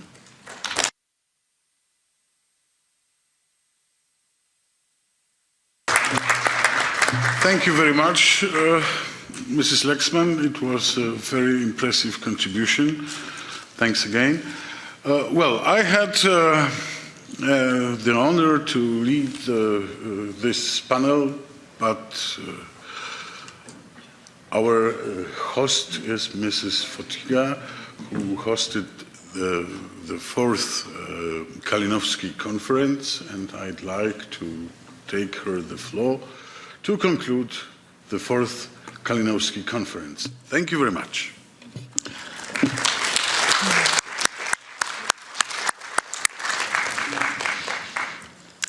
Thank you very much indeed, Cosma. Ladies and gentlemen, it is certainly quite late. We were able to listen to excellent recorded statements of leaders, including leader of Belarusian opposition, Madame Svetlana Tikhanovskaya, today in Strasbourg to address the Council of Europe, Council of Europe Parliamentary Assembly, I understand, but I'm not sure. I'm sorry, it's another institution.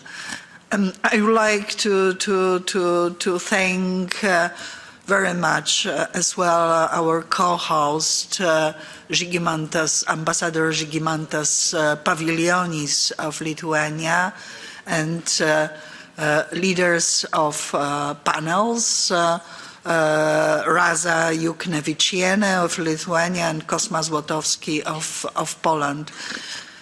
Despite difficulties, barriers in traveling, and making it impossible for some of our distinguished panelists to come to Brussels and address us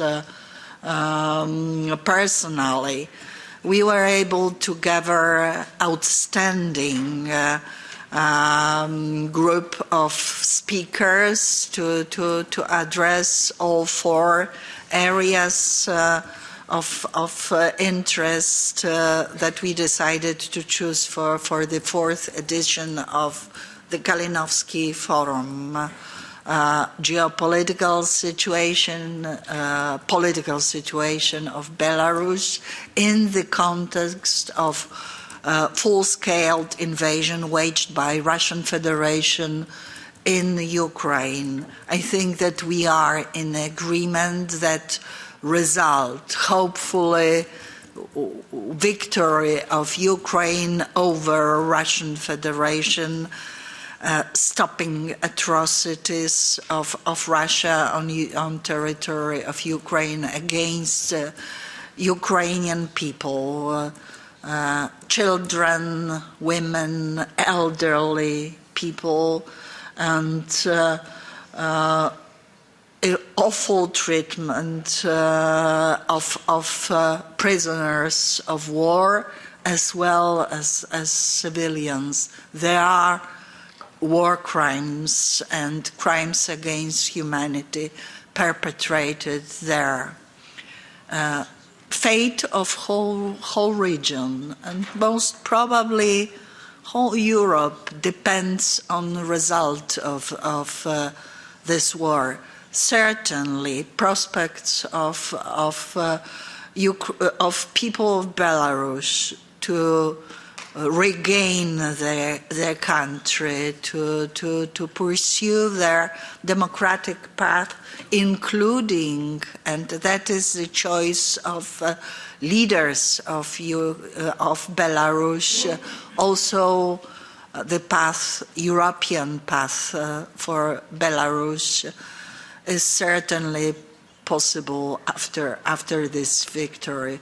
Also fate of countries like Moldova and Georgia, that European Council this week is to open the European perspective, including candidacy status, most probably for Ukraine and Moldova, and good prospects even for Georgia as well, after fulfilling certain conditions. Hopefully the same path is to be open for Belarus. And that is the aim of this conference, for Belarusian society, with our help, with our assistance, to have this not only hope, to have this perspective, also already now planning how to furnish their own country after free and fair election, because here in the European Parliament we consider consequently Alexander Lukashenko as usurper of power, considering the August 2020 elections as stolen. Therefore, we wish you all the best. I once more warmly welcome the refugees fleeing atrocities of Lukashenko, living in Poland, that they were able to come here to listen to this conference together with my Polish colleagues from my constituency in Polish Pomerania region. Thank you very much indeed. I am really inspired by your presentations, and certainly I consider this conference to give us a lot of food for thought. Thank you very much indeed. Well, thank you very much. The conference is closed. See you next year. Jednak użyłem.